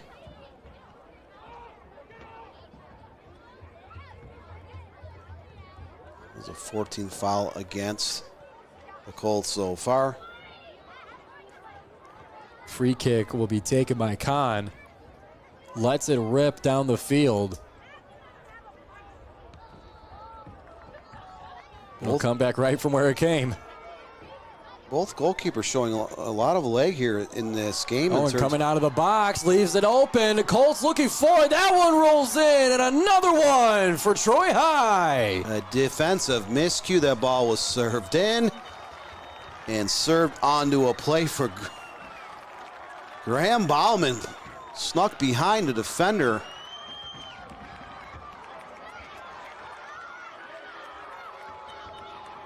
It looks like they actually called that back. Still some debate as to the result. We'll take a look at the replay here, see if we can diagnose it. Bauman there. Yeah, no, that ball did skip up and hit Bauman's left arm. I think they may have called an actual handball on Troy High on that. A little bit unlucky.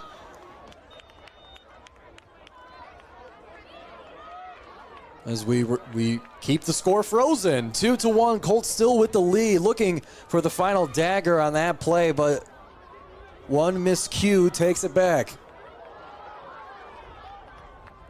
You know, early in the season, the players are getting back in the, playing with one another. They've had a little bit of time off apart over the summer. But on a play like that, it's just an unlucky bounce. And not much you could do to kind of get out of the way of it. Graham Bauman got the ball served in the box. He was able to get behind his defender, behind the goalkeeper, tucks it in the back of the net, but that last hop came up and hit his arm, and it changed direction slightly. The referee ended up calling that goal back, so it does give Athens a little bit of new life. They're running out of time as we're down inside 8 minutes.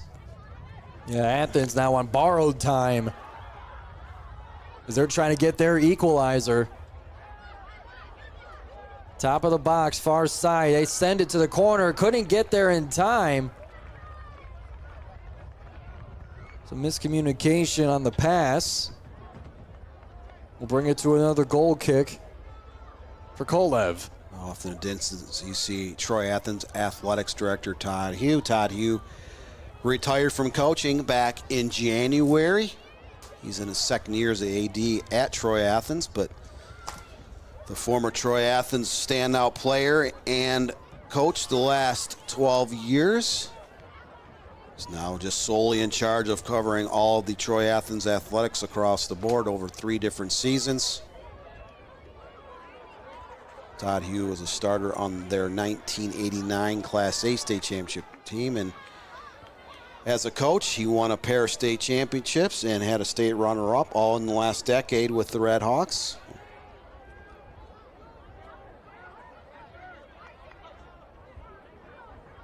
A decorated career, no doubt, for the Red Hawks. The throw-in on the far side.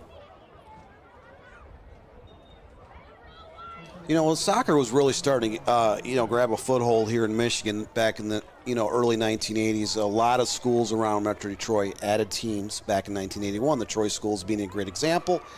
Back then, it was still the Suburban Coaches, Suburban Soccer Coach Association.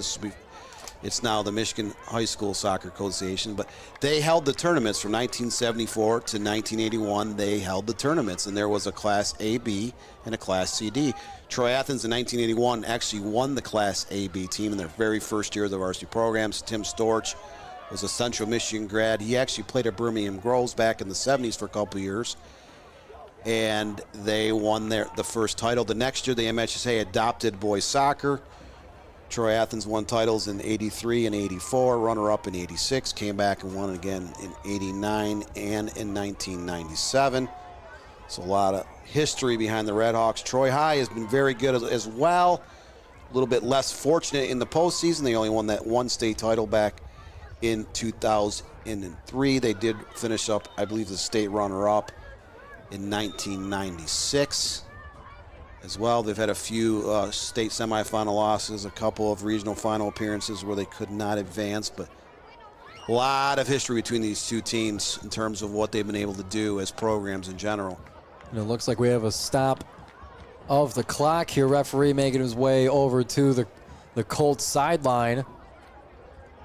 Unaware as to why, we're not aware as to why, but he actually looked like he had a yellow card out. He tucked something back into his pocket. And you got to make sure, if that's the case, if something happened on the sideline, your conduct on the sideline still matters even if you're not on the pitch.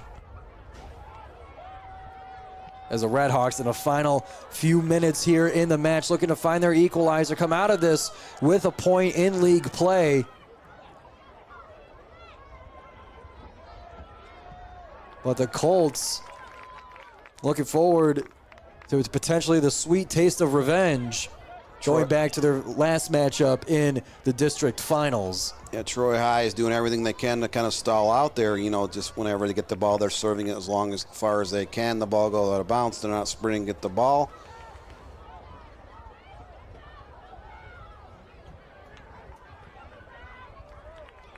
An example of which.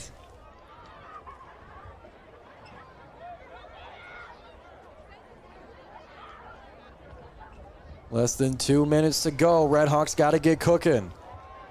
They switch the field, some open field. They'll cross it over, looking for the header. Bobbled up and away with a defensive header. Still with a chance on it. Teammates nearby to recover.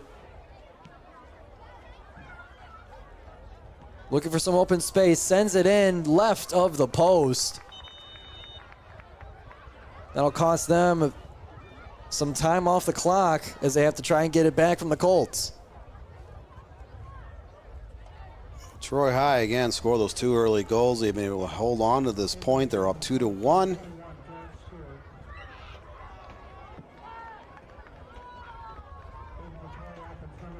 see Khalif in the box, kind of stalling, cheering, you know, raising his arms, trying to cheer his team on, get him. Trying to keep the spirits high, which I'm sure they are. Final minute left to play here.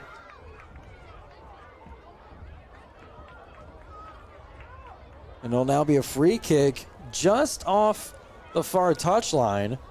16 times Troy's been whistled. They've given some great opportunities off set piece to the Redhawks. They've been unable to convert on almost any of those. They send it in. Header will come up. Stay alive for the Redhawks, and it makes its way out. Potentially some time still left on the stadium clock here. Final few moments, not many more chances for Athens to equalize. They'll toss this one back in a hurry.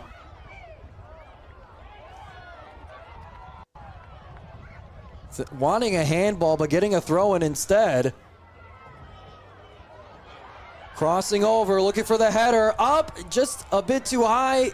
Defenders there in time, and they'll send it up and away. Keeper comes all the way out, giving them the touch. Maybe another opportunity for Athens.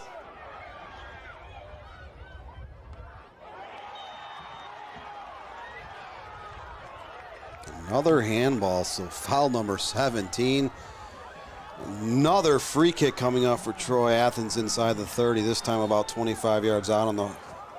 And Ryland Tenise trying to do everything he can to hurry it up, but a pause in the action here, a yellow card, I believe, in the referee's pocket or in his hand right now. Check out the keeper in the box there with these final moments. If it goes the other way, game's over, so you got to have as many bodies as you can here as Khan makes his way into the crowd for Athens. They're throwing everything, including the kitchen sink, into this last and final opportunity for the Redhawks. We're inside inside the final minute of play. Some more conversation with the referee. Tensions are high. This could be the equalizer for the defending D1 state champions against a crosstown rival. So Ryan Lenteni's taking this final free kick. Up into the mix. There's a header rolling down and past the back line. That will be the game. So Troy High losing twice to Troy Athens. Last year, they watched Troy Athens win a district championship and go on to win the state title. This time in the league opener for both teams, the Colts of Troy High found the way to get it done. They took an early 2-0 advantage, held on for dear life in this game, and able to withstand consistent pressure. They gave up, they conceded a boatload of free kicks, penalty kicks, deep throw-ins, corner kicks, you name it, but in the end, Troy High rules supreme in the community of Troy on the scoreboard where it matters the most. And let's see how they got on the scoreboard there. A tap over the keeper would be the first goal in the 12th minute by Coronado. And Kamanonga with the header just a couple of minutes later over the keeper to give them the early 2-0 lead. Athens with many opportunities to score will take this one and get on the board for the first time in the 48th or in the 41st minute. Just coming out of halftime was Kaju to give them the 1 goal, but not enough for the Red Hawks to make the comeback. Troy High gets their revenge against the defending state champions, winning their first OAA conference game and giving them the currently undefeated record here tonight. Troy High remains in that lead with Rochester Adams. Again, most teams still have a good 6, if not all of their league games on the schedule still to go, but it is very difficult to go undefeated in this league, but also very difficult to lose a league opener and come back and win the conference championship. So Troy High gets it done where it matters most, up on that scoreboard. They were on their heels for most of 80 minutes, but some great defensive play throughout the course of the match has helped the Colts take the 2-1 victory over their arch rivals from Troy Athens. Be sure to tune in on Sunday, 8 o'clock, for the top 15 teams in each of the 4 divisions of the state of Michigan for the MSN High School Ranking Show, hosted by myself and Dan Stickrad. Sunday at 8 o'clock is the place to be on the Michigan Soccer Network. So as we wrap up, thank you to our producer, Corey Bird, our camera operator, Jeff Tefen, Ryan Gagnon in the house for production, my color commentator Dan Stickrad. My name is Giovanni Moshe, and we thank all of you for tuning into the Michigan Soccer Network. Be sure to subscribe and follow us all the ways you can. Share with your friends, and we'll see you next time on the pitch on the Michigan Soccer Network.